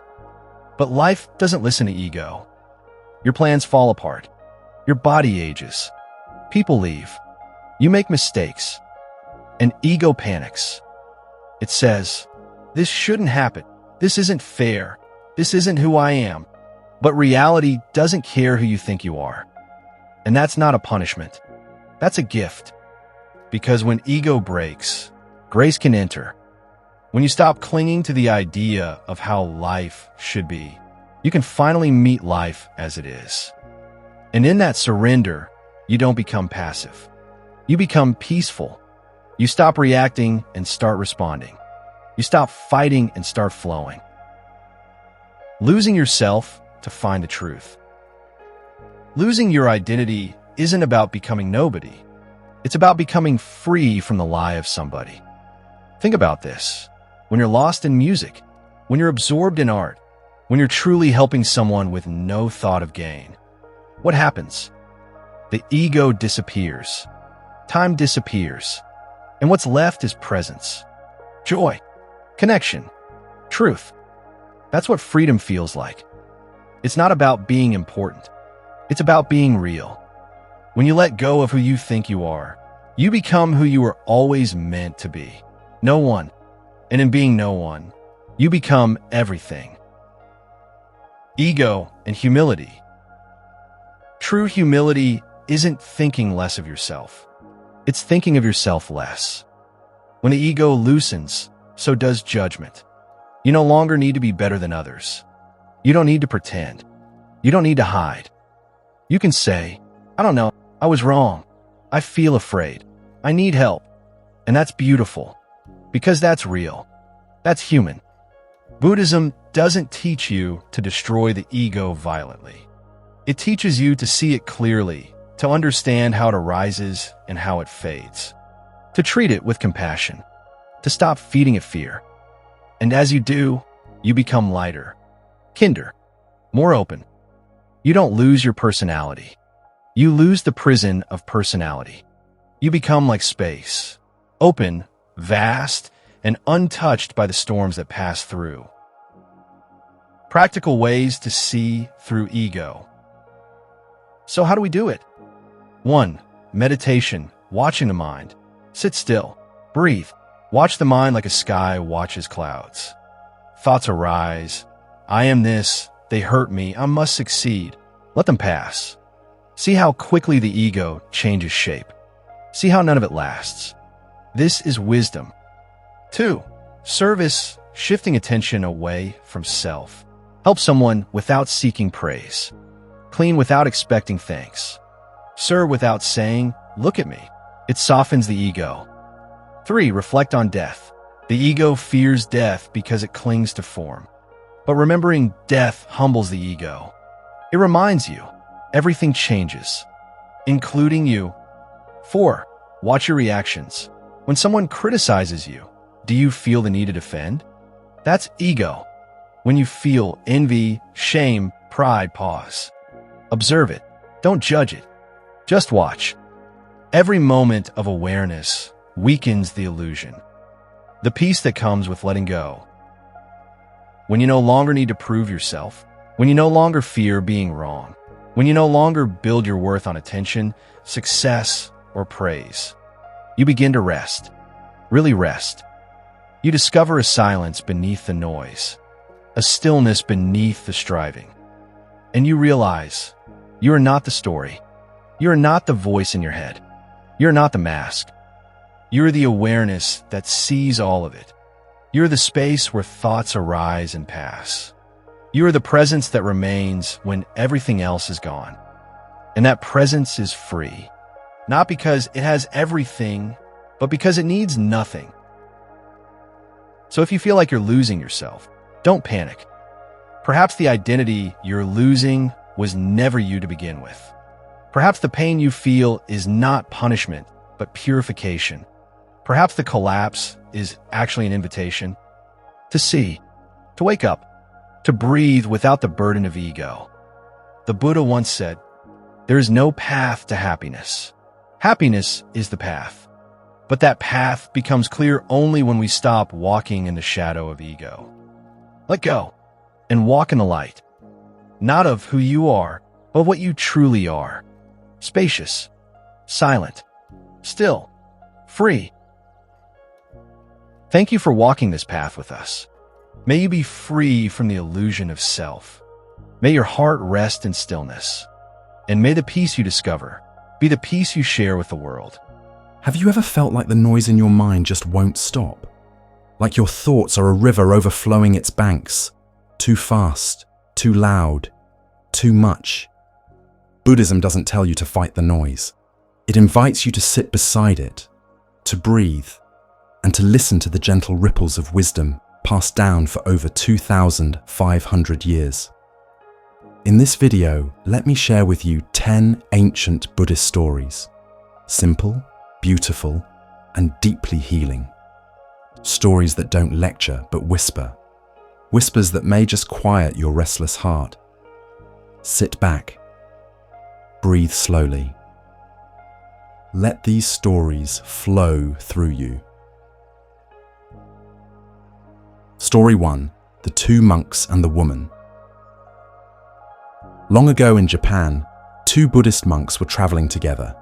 A senior monk named Tanzan and his younger companion Aikido. The day was hot. Their robes were dusty. The sun hung lazily in the sky, and the path before them twisted through valleys and streams. As part of their monastic vows, they walked in silence, practicing mindfulness with every step. Eventually, they came upon a shallow river, swollen from recent rain. The current was strong, not impossible to cross, but challenging. Standing at the edge of the river was a young woman dressed in fine silk garments. She was anxious, pacing back and forth, clearly afraid to step into the water. Her long kimono would be soaked, and she had no way across. Without hesitation, the elder monk, Tanzan, stepped forward. He gently bowed to the woman, then picked her up in his arms. With careful, deliberate steps, he waded through the current and carried her to the other side. Once they reached dry ground, he set her down, bowed again, and continued walking. The woman thanked him softly, bowed in return, and walked away toward her village. But Aikido, the younger monk, stood frozen, his eyes wide, his lips tight. He quickly followed Tanzan, but his mind was no longer at peace. Hours passed.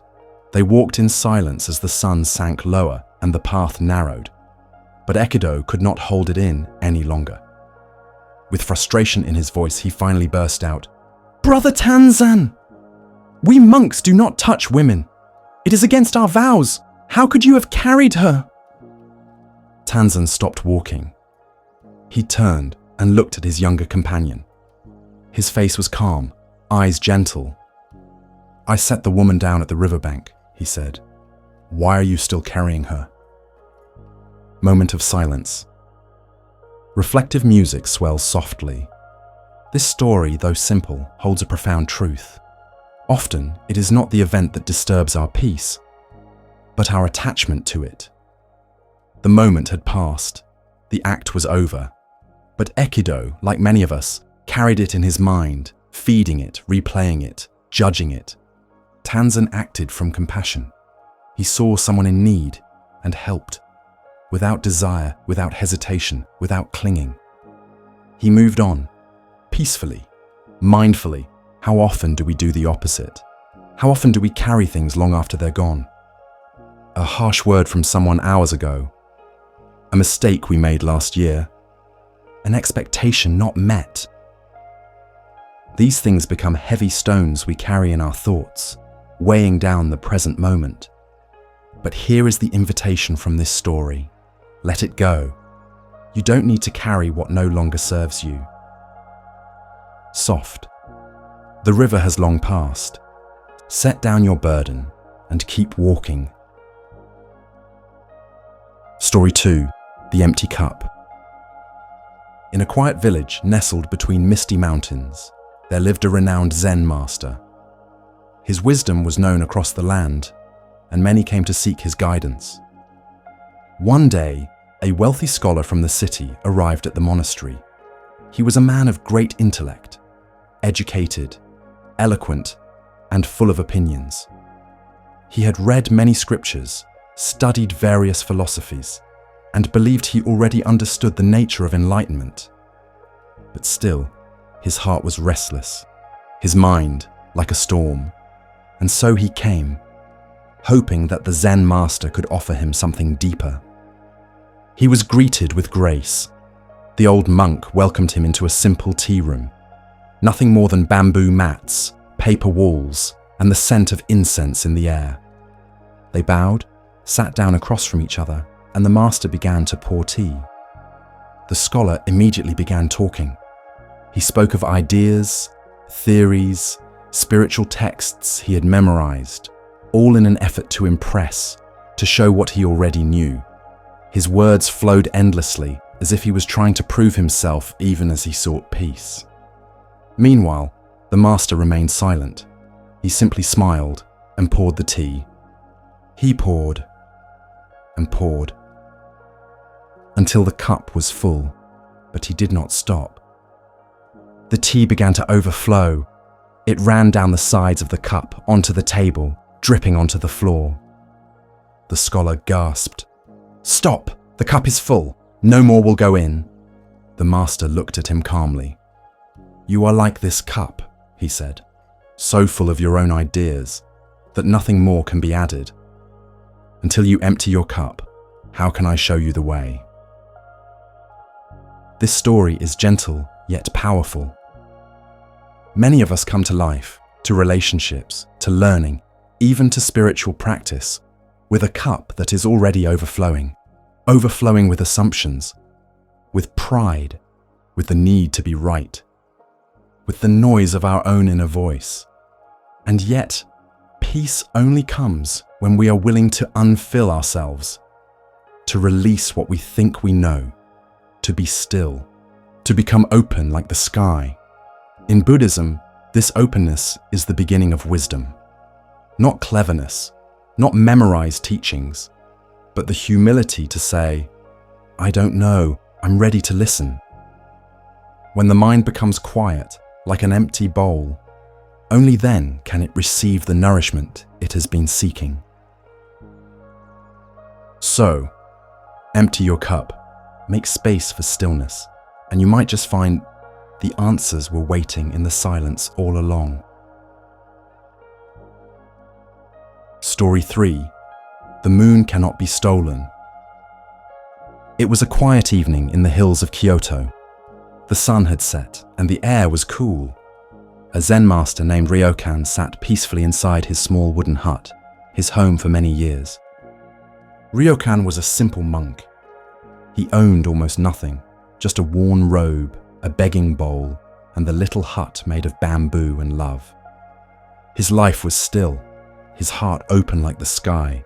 He spent his days writing poems, walking among the trees, smiling at the wind, and bowing to the stars. One night, as he returned to his hut after a walk through the forest, he discovered the door slightly ajar. Inside, it was empty. A thief had come while Ryokan was away. There was nothing of value to take, of course, but the thief had taken his spare robe, perhaps the only extra belonging Ryokan had.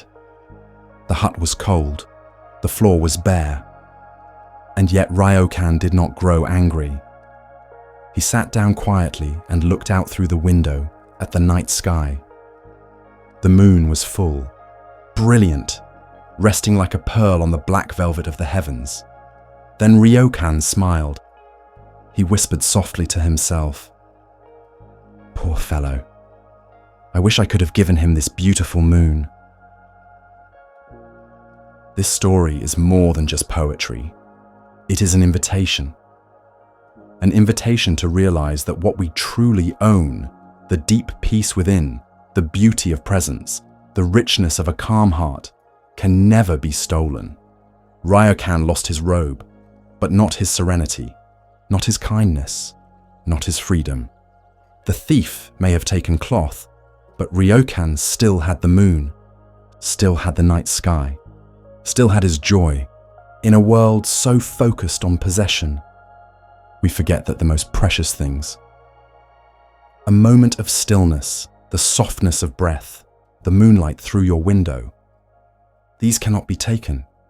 You are already rich, not in what you hold, but in what you let go of. Let them take the robe. You still have the moon, and perhaps that's all you ever needed. Story 4. The sound of one hand clapping. In a quiet monastery nestled deep in the mountains of Japan, a young student approached his Zen master with great determination. He had practiced diligently for months, sweeping the temple, sitting in silence, breathing through long hours of meditation. But still, his mind felt restless, his heart unfulfilled.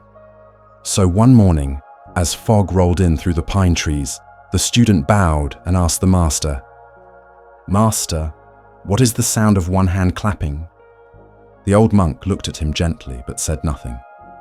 Instead, he slowly raised one hand in the air, palm open, fingers soft, and held it there in silence.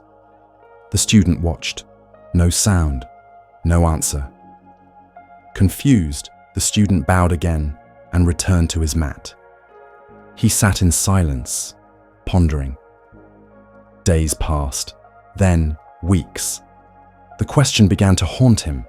He would sit in the forest, holding one hand in the air, listening. He'd watch the wind blow through the bamboo, listening. He'd stay up at night watching the stars, listening. But no answer came. Frustration rose, then faded, then rose again. He tried to think his way through it. He tried to hear something that wasn't there, but all he heard was silence. Eventually, the student stopped searching. He stopped chasing the answer. And one morning, while watching a dewdrop fall from a leaf into a still pond, he smiled. Not because he had found the answer, but because he no longer needed one. This is the gift of Zen. Not a puzzle to be solved, but a door to be walked through. The sound of one hand clapping is not meant to be figured out. It's meant to crack the shell of logic, to invite us beyond thought, into presence.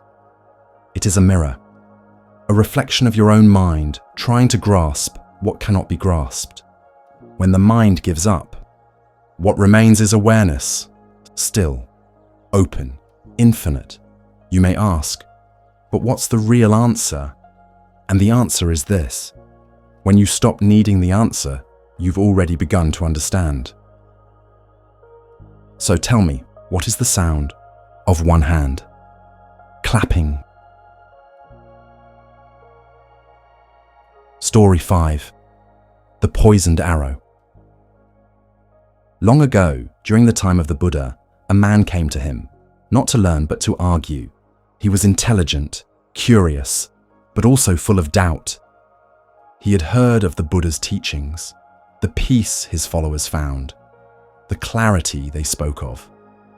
But this man was skeptical, so he came to the Buddha with a mind full of questions. "Why do you say the soul is not eternal?" he asked. "What happens after death? Does the universe have a beginning? Are the gods real? Is there a creator?" He kept going, question after question, demanding answers before he would even consider walking the path. The Buddha listened patiently, his eyes soft, unmoving. Then he said, "Imagine this. A man is shot with a poisoned arrow. His friends and family rush to save him. A healer comes, ready to remove the arrow and give medicine. But the man says, 'Wait. Before you treat me, I need to know who shot the arrow. Was he tall? Was he short? What caste was he from? What kind of bow did he use? What wood was the arrow made from? What bird gave the feathers? What poison did he use and where did he learn it?' If he waits to have all those questions answered, he will die." The Buddha then looked at the man before him and said, "You are that wounded man, and your mind is the poisoned arrow. So many of us live this way. We are wounded by stress, by sorrow, by fear, by loss. And yet instead of seeking healing, We fill our minds with endless questions. Why did this happen to me? What is the purpose of my pain? What if things had gone differently? We want to understand before we allow ourselves to heal. But healing does not require understanding.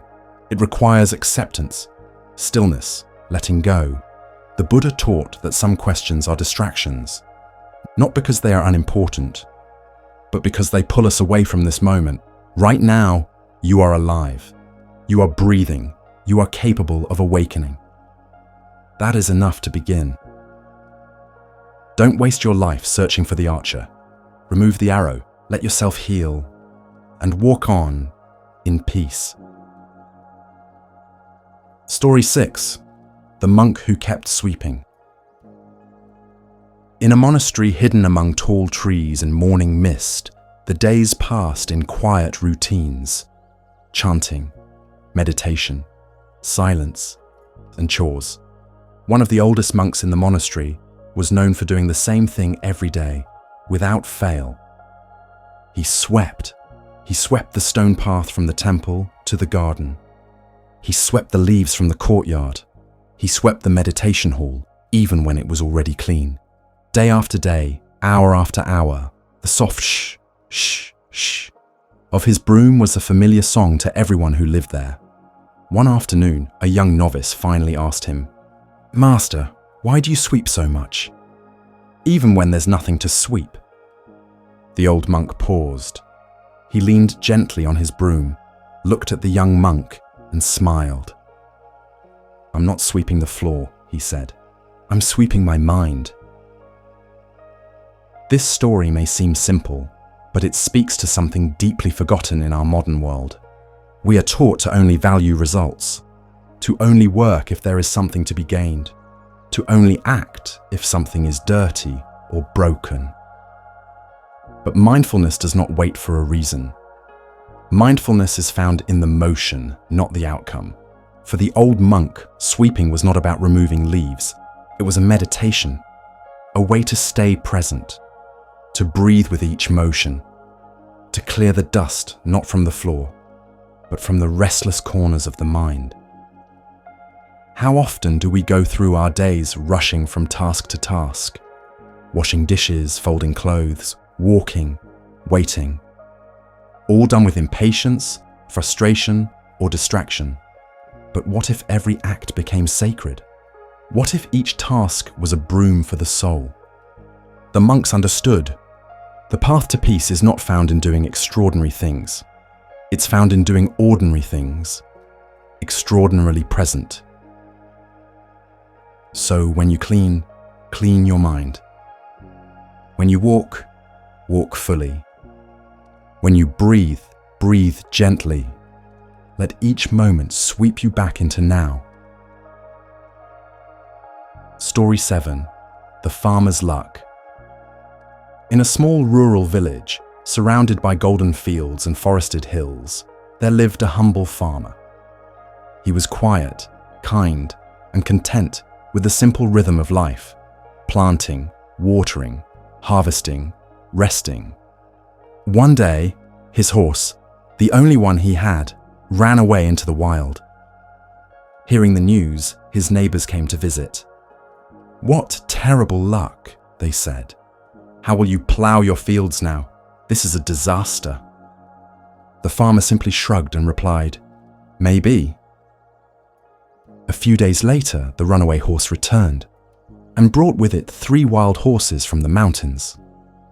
Now, the farmer had 4 horses. The neighbors came again, this time excited. "What wonderful luck," they said. "You're rich now. So many horses." The farmer gently smiled and said, "Maybe." A week later, his son tried to ride one of the wild horses, but the horse bucked and the boy fell hard, breaking his leg. The neighbors came once more, shaking their heads. "What horrible luck," they sighed. "Your only son, injured so badly. Who will help you with the farm?" The farmer looked at them with calm eyes. "Maybe," he said. Not long after, soldiers rode into the village. A war had begun. They came to take all the young men to fight. But when they saw the farmer's son with his broken leg, they left him behind. The neighbors returned, weeping for their own sons, and said, "Your son was spared. What good luck." The farmer, as always, said softly, "Maybe." This is the way of life. It rises, it falls, it breaks, it heals, it gives, it takes away. And yet, we suffer so much because we try to label every moment. This is good. This is bad. This is what should be. But the truth is, we don't know. What looks like a blessing may bring pain. What feels like a curse may reveal a hidden gift. When we stop judging every event, when we let go of the need to control the story, we begin to trust the unfolding. That trust, that surrender, is peace. Let life flow.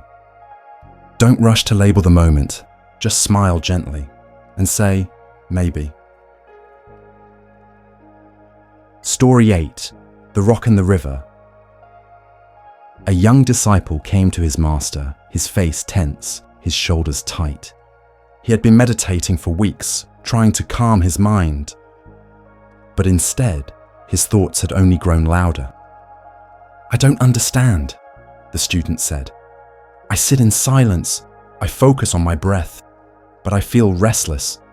No matter how hard I try, peace slips away like water through my hands."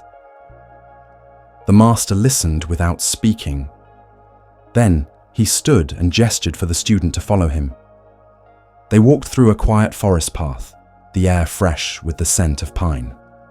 Eventually they reached a river, wide and calm, flowing gently between mossy banks. Without a word, the master picked up a smooth, round stone and threw it into the middle of the river. Plunk. It sank silently beneath the surface. "Do you see the rock?" the master asked. The student nodded. "And the river?" Again, he nodded. The master turned to him and said, "Be like the rock, let your thoughts sink. But be like the river too, let everything pass." In that simple act, the master revealed a powerful truth. You don't need to control the river. You don't need to stop it. You don't need to fight the current. Your thoughts, your fears, your worries, they are like water, always moving. But you are not the water. You are the stone beneath it. Still, grounded, unshaken. When we try to resist life, to control every emotion, to stop every thought, to force calm, we become like someone trying to dam the entire river with bare hands. It is exhausting, it is impossible, and it only causes more suffering. But when we learn to sit like the rock, to let thoughts come and go like ripples, we begin to find peace, not in silence, but in stillness. Let your mind be the river. Let your heart be the rock. Flow and rest, move and remain. Feel everything, but hold on to nothing. Peace isn't found by stopping the current. It's found by learning how to float. Story 9, The Begging Bowl. The Buddha, as was his daily practice, walked slowly through a nearby village with his alms bowl in hand. He wore no jewelry, no crown, no armor, only simple robes, and an even simpler presence. As he moved, he didn't beg, he didn't demand. He simply walked, open to receive whatever people were willing to give, rice, fruit, or even nothing at all. In one village, as he approached a house, a man came out, but instead of offering food, he exploded in anger. He shouted insults, cursed the Buddha's name, spat on the ground in front of him. He said, "You beg because you're weak. You're a parasite, a disgrace." But the Buddha stood quietly, his eyes calm like a still lake. When the man finally paused to catch his breath, the Buddha spoke. May I ask you a question?" The man, still fuming, sneered. "What is it?" "If someone offers you a gift," the Buddha said, "and you do not accept it, to whom does the gift belong?" The man blinked, confused. "To the one who offered it, of course." The Buddha gently nodded. "Then I do not accept your anger. It belongs to you." This story holds a lesson that can save you from countless moments of suffering. We live in a world full of words. Harsh comments, judgment, jealousy, misunderstanding. It comes from strangers, from friends, from family, sometimes even from within ourselves. But here is the truth. You don't have to take it in. You don't have to carry it, just as you would not pick up a burning coal someone threw at you.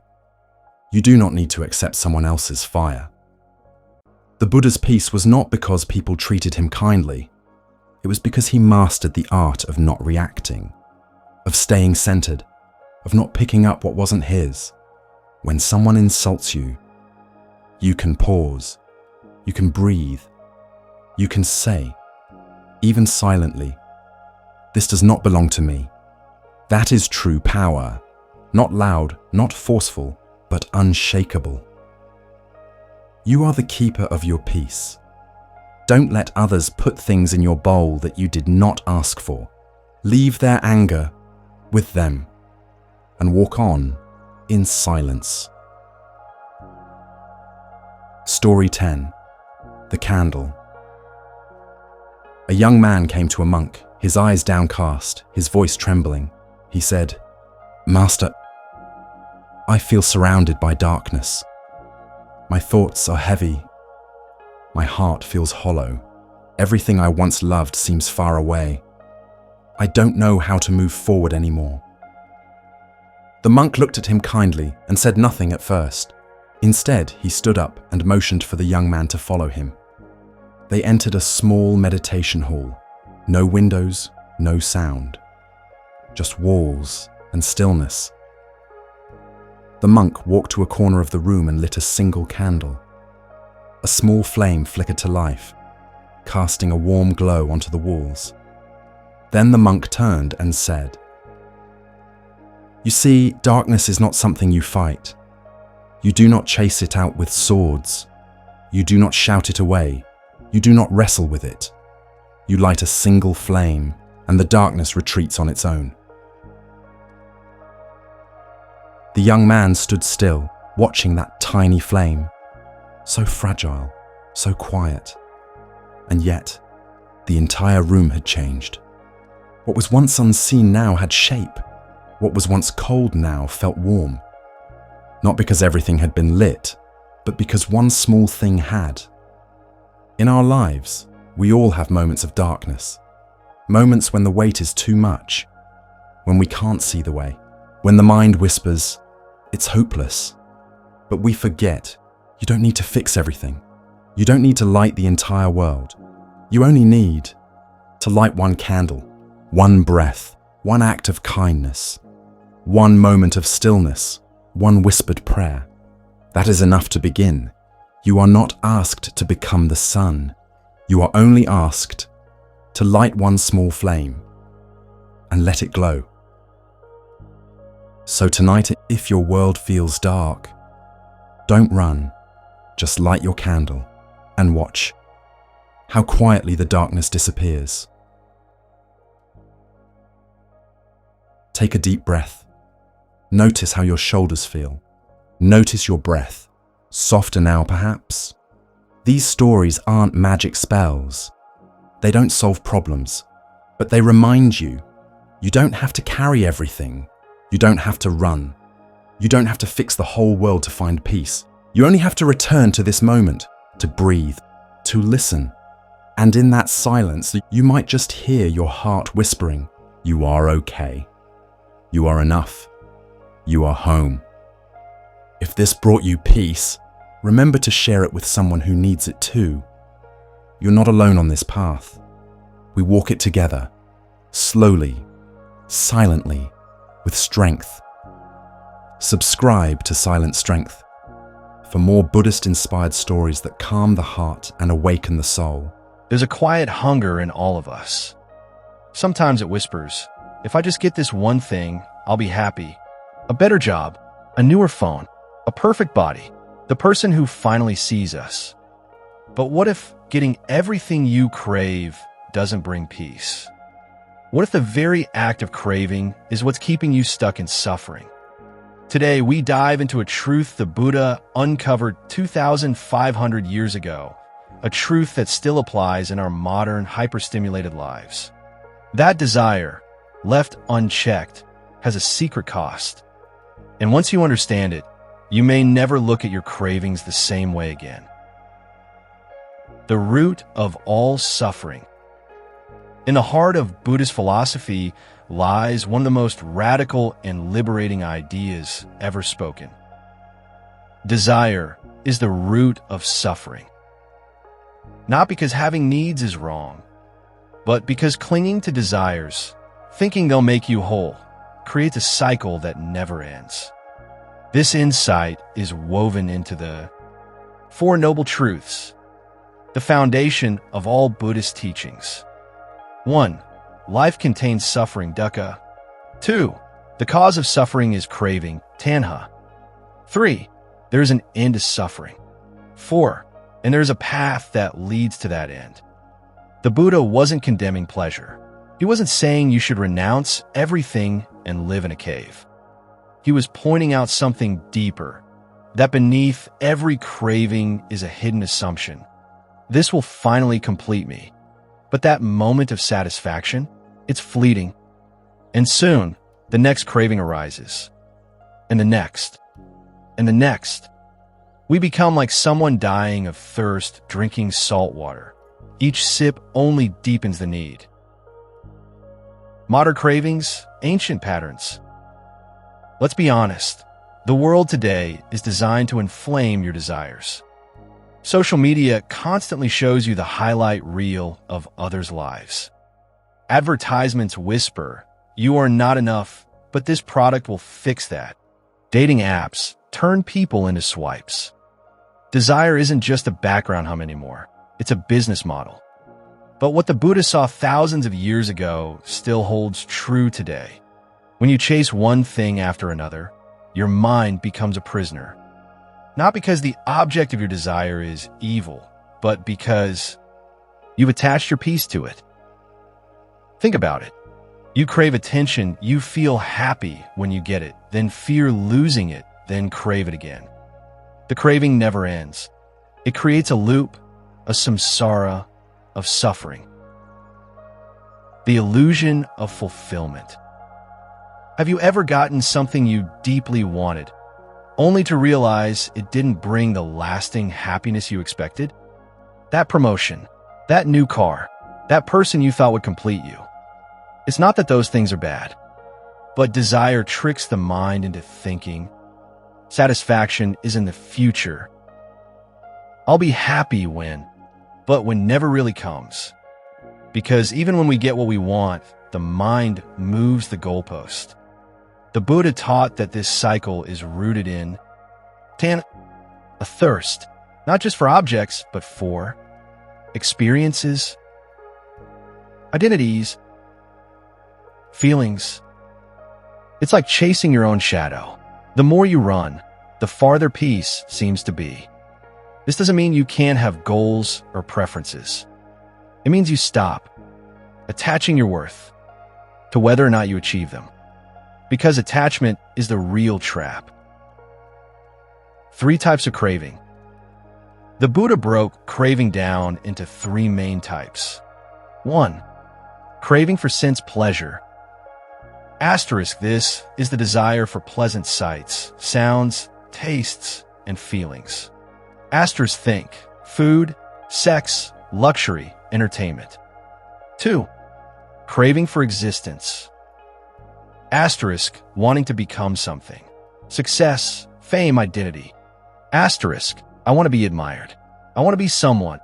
3. Craving for non-existence. Wanting to escape or annihilate unpleasant experiences. I wish I could disappear. I don't want to feel this pain. Each of these cravings is like a fire, and the more you feed them, the more they grow. Ironically, chasing fulfillment through these cravings often leads to the opposite, emptiness. Why? Because your peace becomes conditional, dependent on the next fix, the next hit of pleasure, the next validation. The hidden costs of desire. So what's the true cost of unchecked craving? It's not just disappointment when you don't get what you want. It's the chronic anxiety of always needing something more. It's the resentment when life doesn't go your way. It's the restlessness that never lets you feel at home in your own mind. Here's the painful truth. Even when we get what we crave, we suffer, because we then fear losing it. Craving creates a cycle where peace is always conditional, never unconditional. It's like standing on a treadmill and expecting to arrive somewhere by running faster. No matter how far you run, you're still in the same place, wanting. Renunciation is not repression. But here's where many people get Buddhism wrong. They hear desire causes suffering and think the answer is to repress desire, to hate it, to push it away. But Buddhism isn't about becoming numb. It's about becoming free. The Buddha taught the middle way, a path between indulgence and denial. You don't have to become a monk. You don't have to throw away your possessions. But you do have to see desire clearly, to stop being fooled by it, to recognize when a craving is healthy, like hunger, and when it's driven by fear, ego, or insecurity. This clarity is called wisdom, and wisdom isn't sterile, it's liberating. Mindfulness, the first step to freedom. So how do you begin to free yourself from the grip of craving? It begins with watching your mind. When a craving arises, don't act on it immediately. Pause. Observe it. Ask, asterisk, where did this come from? Asterisk, what am I hoping this craving will give me? Asterisk, what feeling am I trying to avoid? Sometimes the craving is a mask hiding deeper wounds. And when you see through it, it begins to loosen its hold on you. This practice is called mindfulness, and it's the gateway to liberation. Not because it suppresses craving, but because it reveals craving for what it really is, just a passing wave in the mind. Not a command, not a truth, just a wave. Letting go, gaining peace. In Buddhist tradition, letting go isn't about giving something up. It's about no longer being ruled by it. You can still have dreams, still love deeply, still work hard, but you do it from a place of inner freedom, not desperation.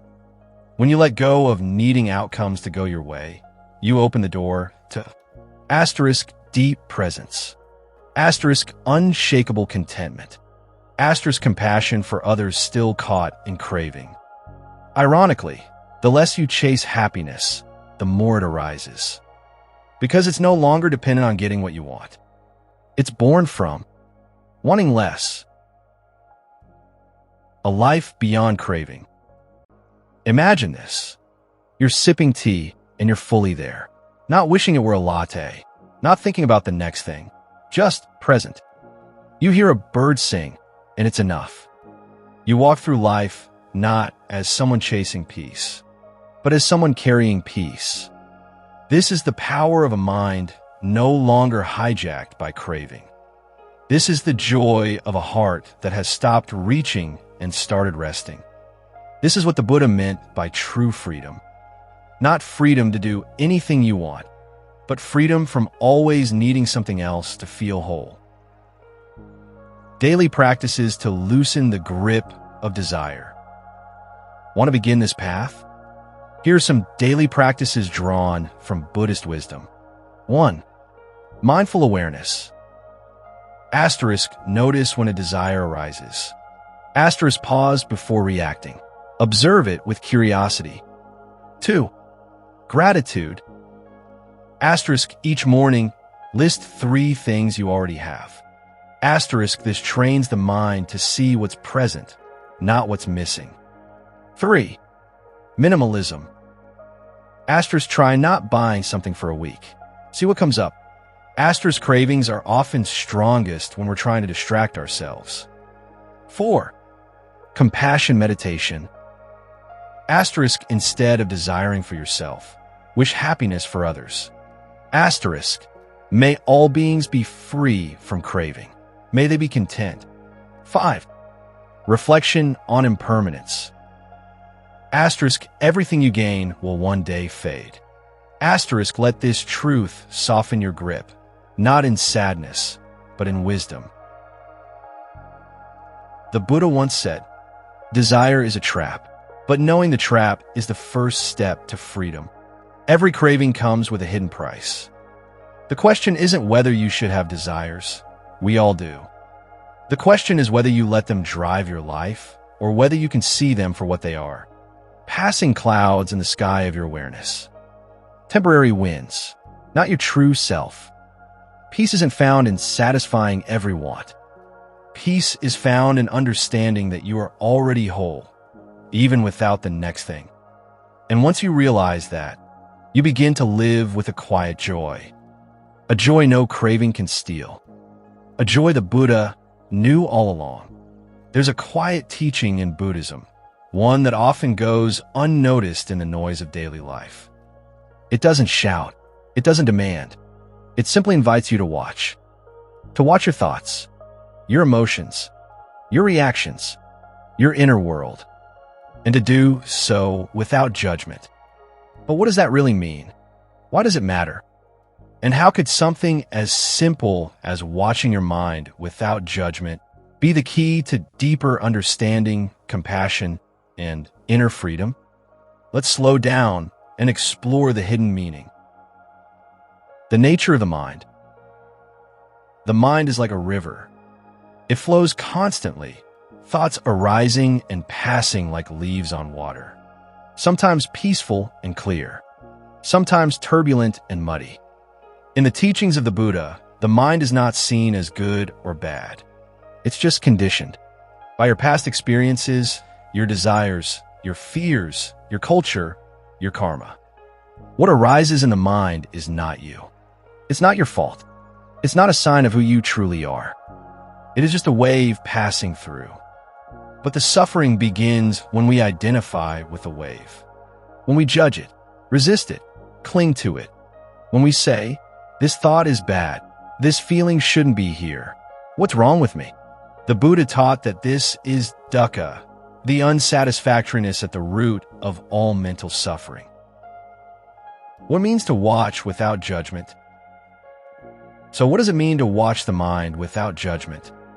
It means to observe your thoughts as you would watch clouds in the sky, with openness, with space, without grabbing or pushing. You might notice a thought arise. I'm not good enough. Instead of reacting, that's not true, or spiraling. Why do I always feel this way? You simply note it. There's the thought. I'm not good enough. No labeling, no analysis, no shame, just witnessing. This is mindfulness, sati in Pali. It's not about clearing the mind. It's about seeing it clearly. And seeing clearly is the beginning of wisdom. The trap of judgment. Judgment is sneaky. It often comes disguised as self-improvement, as morality, as discipline. But in truth, judgment is just another form of attachment. You cling to what you think should be arising and reject what is arising. You compare, you label, you resist. In doing so, you create a battle inside yourself. A war between the good you and the bad you, between the peaceful mind you want and the messy mind that actually shows up. This inner conflict tightens the grip of ego and makes you blind to the deeper truth, because awareness cannot bloom in a battlefield. The role of compassion. Watching the mind without judgment opens the door to compassion. Imagine watching a child throw a tantrum. You don't scream at the child. You don't call them stupid. You understand they are overwhelmed. They are hurting. Your heart softens. Now imagine doing that for your own mind. Seeing your angry thought, your anxious worry, your lonely ache, and saying, "It's okay. You're allowed to be here. I'm listening." This is metta, loving kindness. It transforms the harsh voice of judgment into the gentle voice of care. The Buddha didn't say, "Fix your mind." He said, "Know the mind. Train it. Befriend it." The mirror of awareness. The mind is not the enemy. It's a mirror. When you watch it clearly, without fear, without judgment, you begin to see your patterns. You notice how fear often masks itself as anger, how loneliness hides beneath craving, how thoughts repeat again and again like loops in a song. You start to realize, I'm not my thoughts, I'm the one who sees. This simple shift from identification to observation is powerful. It's the beginning of liberation. In that moment, you are no longer a prisoner of your mind. You are its witness. The story of the two arrows. The Buddha once told a story. When someone is struck by an arrow, they feel pain. But if they are struck by a second arrow, the arrow of reaction, the pain doubles. The first arrow is the thought. The second is the judgment. The first says, "I feel sad." The second says, "I shouldn't feel sad. What's wrong with me?" But what if you stopped at the first arrow? What if you just sat with the sadness, without needing to fix it, explain it, or shame it? You'd still feel pain, yes, but you wouldn't suffer more than necessary. Watching without judgment protects you from that second arrow. It teaches you the art of radical acceptance. Letting go of the inner critic. Every one of us has an inner critic. That voice that whispers, "You're not enough. You're lazy. You're broken." But here's the secret. That voice doesn't speak truth. It speaks fear. It was shaped by the world, by punishment, by shame, by expectations. When you begin to watch the mind without judgment, you start to see this voice for what it is. A habit, a recording, not reality. You don't have to fight it. You just don't feed it. The less attention you give it, the quieter it becomes. This silence is freedom. Stillness is strength. In Buddhism, stillness is not passivity. It's power. The still mind is not empty. It's awake. It sees without clinging, feels without drowning, knows without needing to control. When you watch your mind without judgment, you return to that stillness. Like a lake reflecting the sky, untouched by the clouds that pass over it. This stillness is your true nature. Not the storm of your thoughts, not the noise of your emotions, but the awareness beneath it all. And in that awareness, there is peace. Practical ways to practice. So how do you actually do this?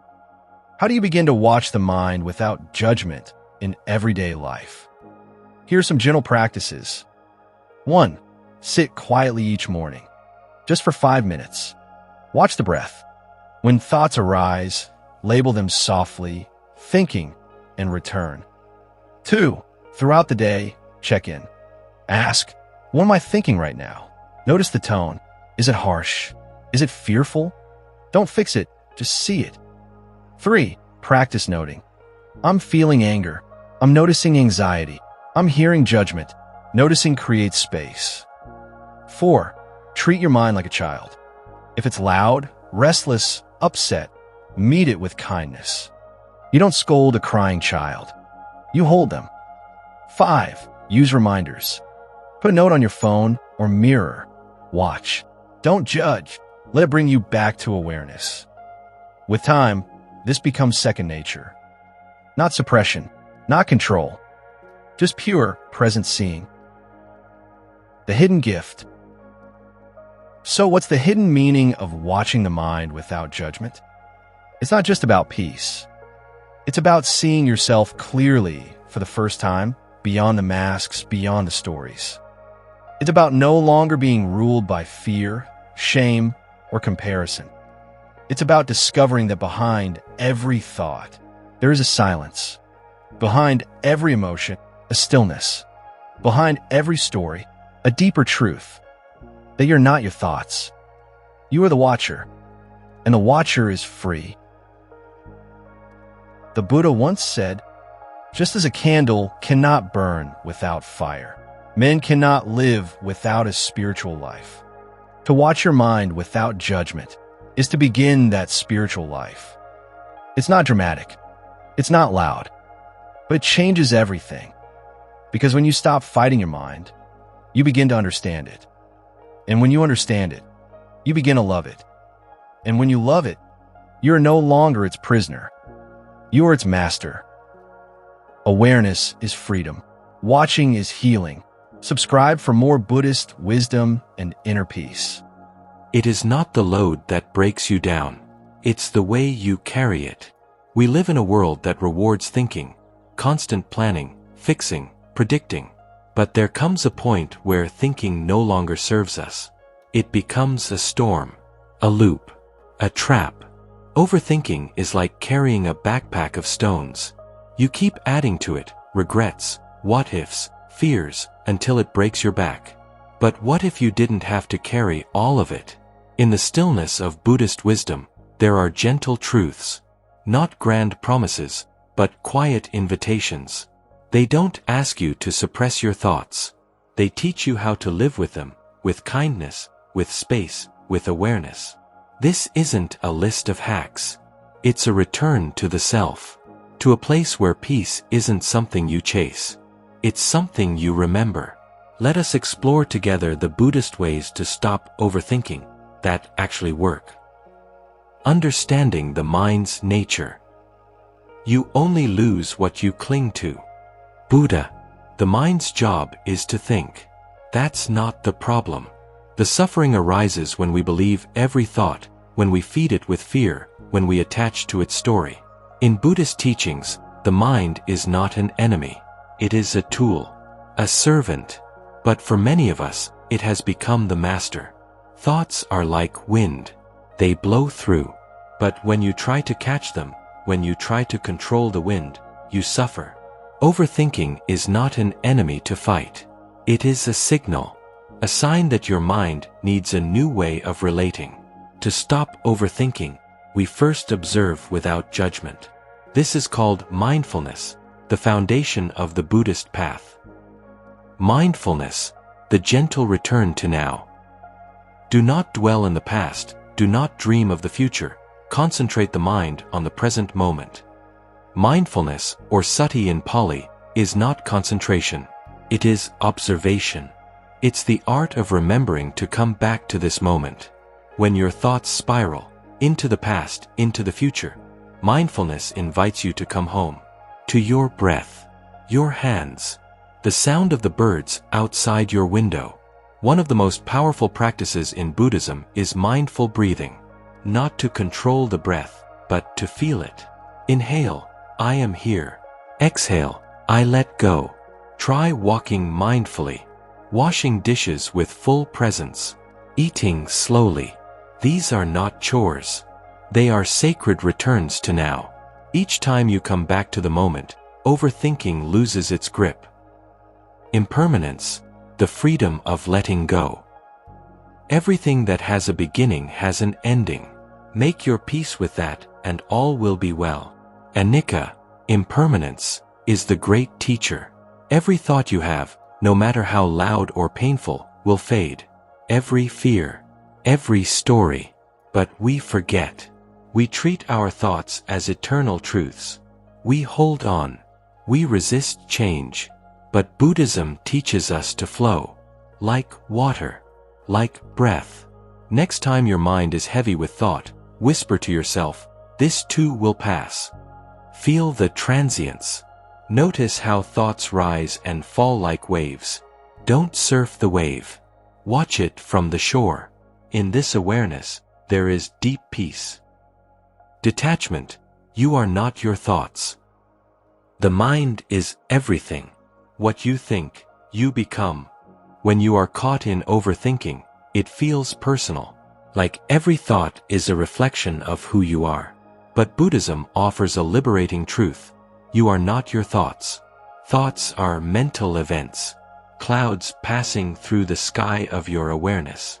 If you don't attach to them, they cannot control you. Practice noticing thoughts without identifying with them. Say, a thought is arising. A worry is present. Notice the shift. You become the witness, not the thought. Over time, this practice creates space. And in that space, you find freedom. Compassion, embracing the inner storm. You yourself, as much as anybody in the entire universe, deserve your love and affection. Overthinking often carries the voice of the inner critic. It tells you you're not enough. It replays your mistakes. It questions your worth. But Buddhism teaches metta, loving kindness. It asks you to treat your mind like a child who is scared. Not to silence it, but to soothe it. Try this practice. Place a hand on your heart. Breathe. Say to yourself, may I be peaceful. May I be kind to myself. May I accept this moment as it is. This isn't weakness. It's strength. The kind of strength that doesn't push, but embraces. In time, the storm inside softens. Not because it disappeared, but because you learned to hold it. Section 6. Simplicity, creating inner space. A disciplined mind brings happiness. We live in complexity. Notifications, deadlines, constant choice. The mind mirrors this chaos. So one of the most radical Buddhist tools for calming the mind is simplicity. Clean one corner of your room. Light a single candle. Do one thing at a time. These are not minor acts. They are declarations. I choose peace. I choose clarity. Create rituals, morning silence, evening walks, no screen hours. Let your mind breathe. The simpler your life becomes, the quieter your thoughts will grow. Right view, changing how you see. With our thoughts we make the world. Right view is the first of the Noble Eightfold Path. It means seeing reality as it is, not through the fog of assumptions, fears, or distortions. Overthinking is often built on faulty perception. I must get this right or I'll fail. They must think badly of me. If I don't fix this, I'll lose everything. But what if you paused and asked, is this thought absolutely true? What's another way to see this? This inquiry breaks the trance. And in that break, peace enters. Right view is not about rose-colored glasses. It's about clear vision. And clarity ends confusion. Acceptance, the end of resistance. Peace comes from within. Do not seek it without. So much of our overthinking is resistance. We don't want what's happening. We wish it were different. But Buddhism teaches us to bow to what is. Not to give up, but to stop fighting reality. Acceptance is not passive. It's an act of courage. It says, this is the moment. Let me meet it fully. Let me breathe into it. When you accept the moment, the need to overthink fades. Because you're no longer trying to escape. You're finally home. The breath, your inner sanctuary. Breath is the bridge which connects life to consciousness. In every moment, your breath is there. Soft, faithful, alive. When your mind races, turn to the breath. Feel the inhale fill your body. Feel the exhale release the tension. No need to control. Just observe. Buddhist meditation often begins and ends with the breath. It is the most immediate way back to now. Try this. Inhale, I am here. Exhale, I am safe. Even a few minutes a day creates transformation. Not because you stop thinking, but because you start feeling. Section 10. Daily practice. The path is in the steps. Just as a candle cannot burn without fire, men cannot live without a spiritual life. Overthinking won't end overnight. But with daily practice, it will loosen. Create space each day for stillness, for reflection, for silence. A few minutes of sitting, a mindful walk, a gentle pause before you speak. These are sacred acts. Buddhism isn't about escape. It's about presence. It doesn't promise to stop the storm. It teaches you how to stand in it, calm, centered, clear. Begin today. Begin small. Begin again tomorrow.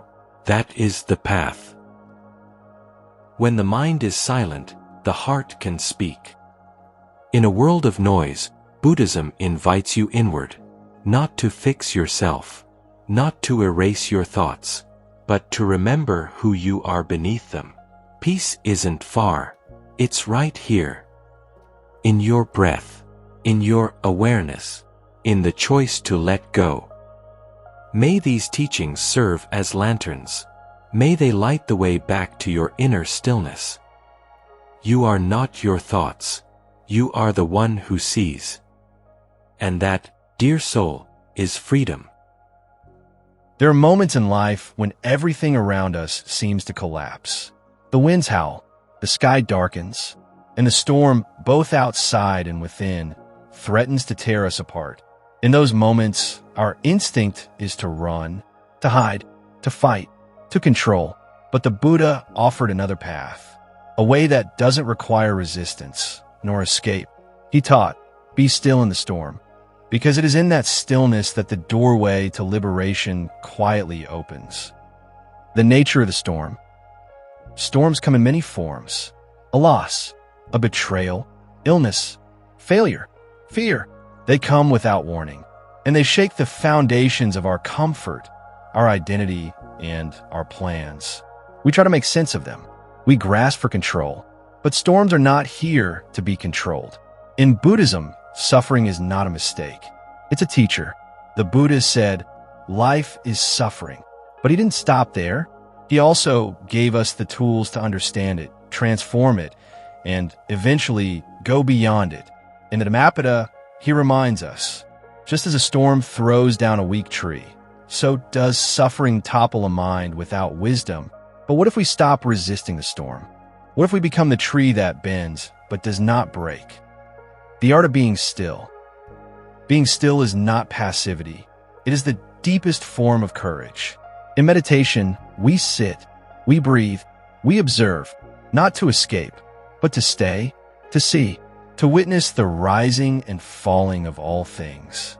The Buddha did not conquer suffering by running from it.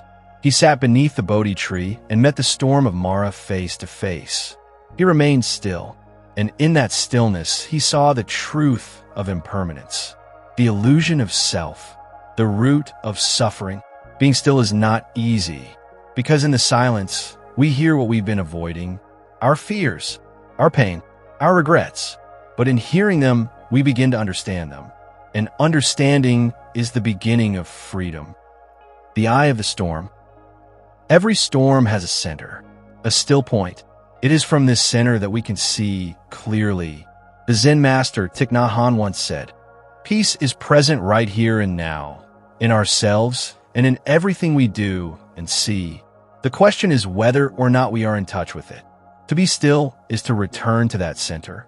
When anger arises, we observe it. When fear comes, we breathe with it.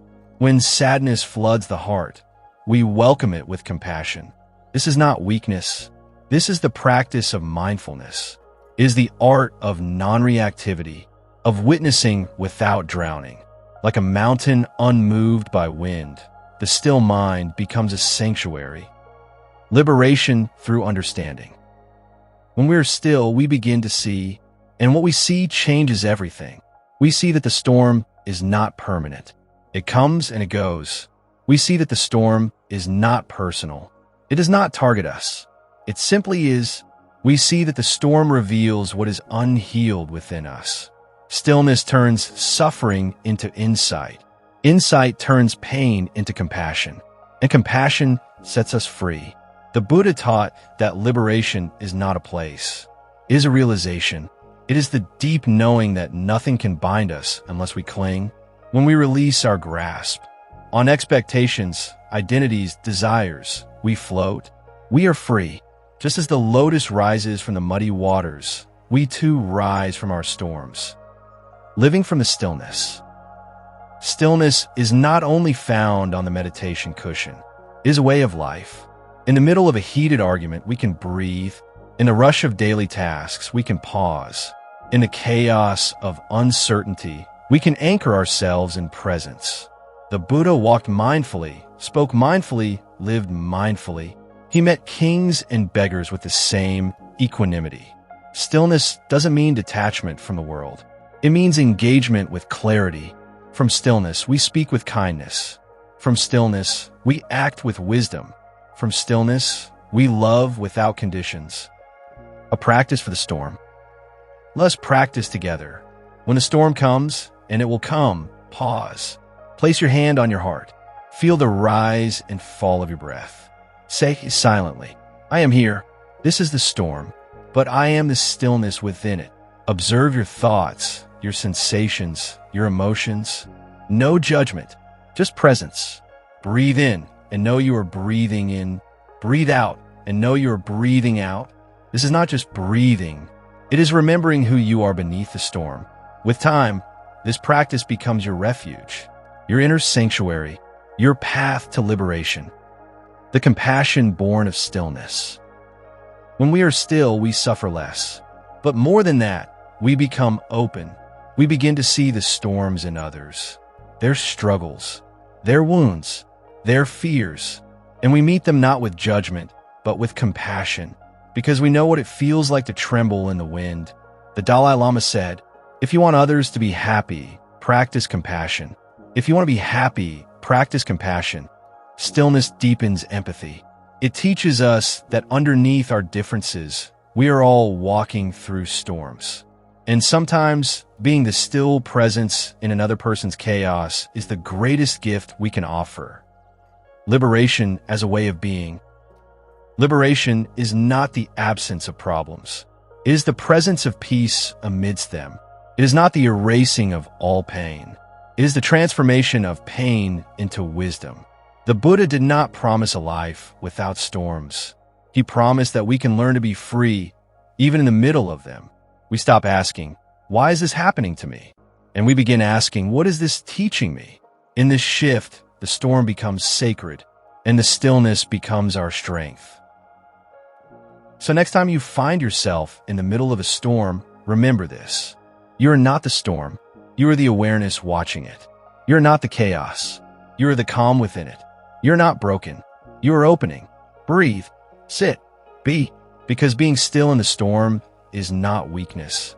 It is the doorway to liberation. And beyond that doorway is a peace the world cannot shake. A peace that is your true nature. Return to it again and again until the storm becomes your teacher and the stillness becomes your home. If this message resonated with you, consider sharing it with someone who may be walking through a storm. Let them know. Stillness is not far. Peace is not impossible. And liberation begins with a single breath.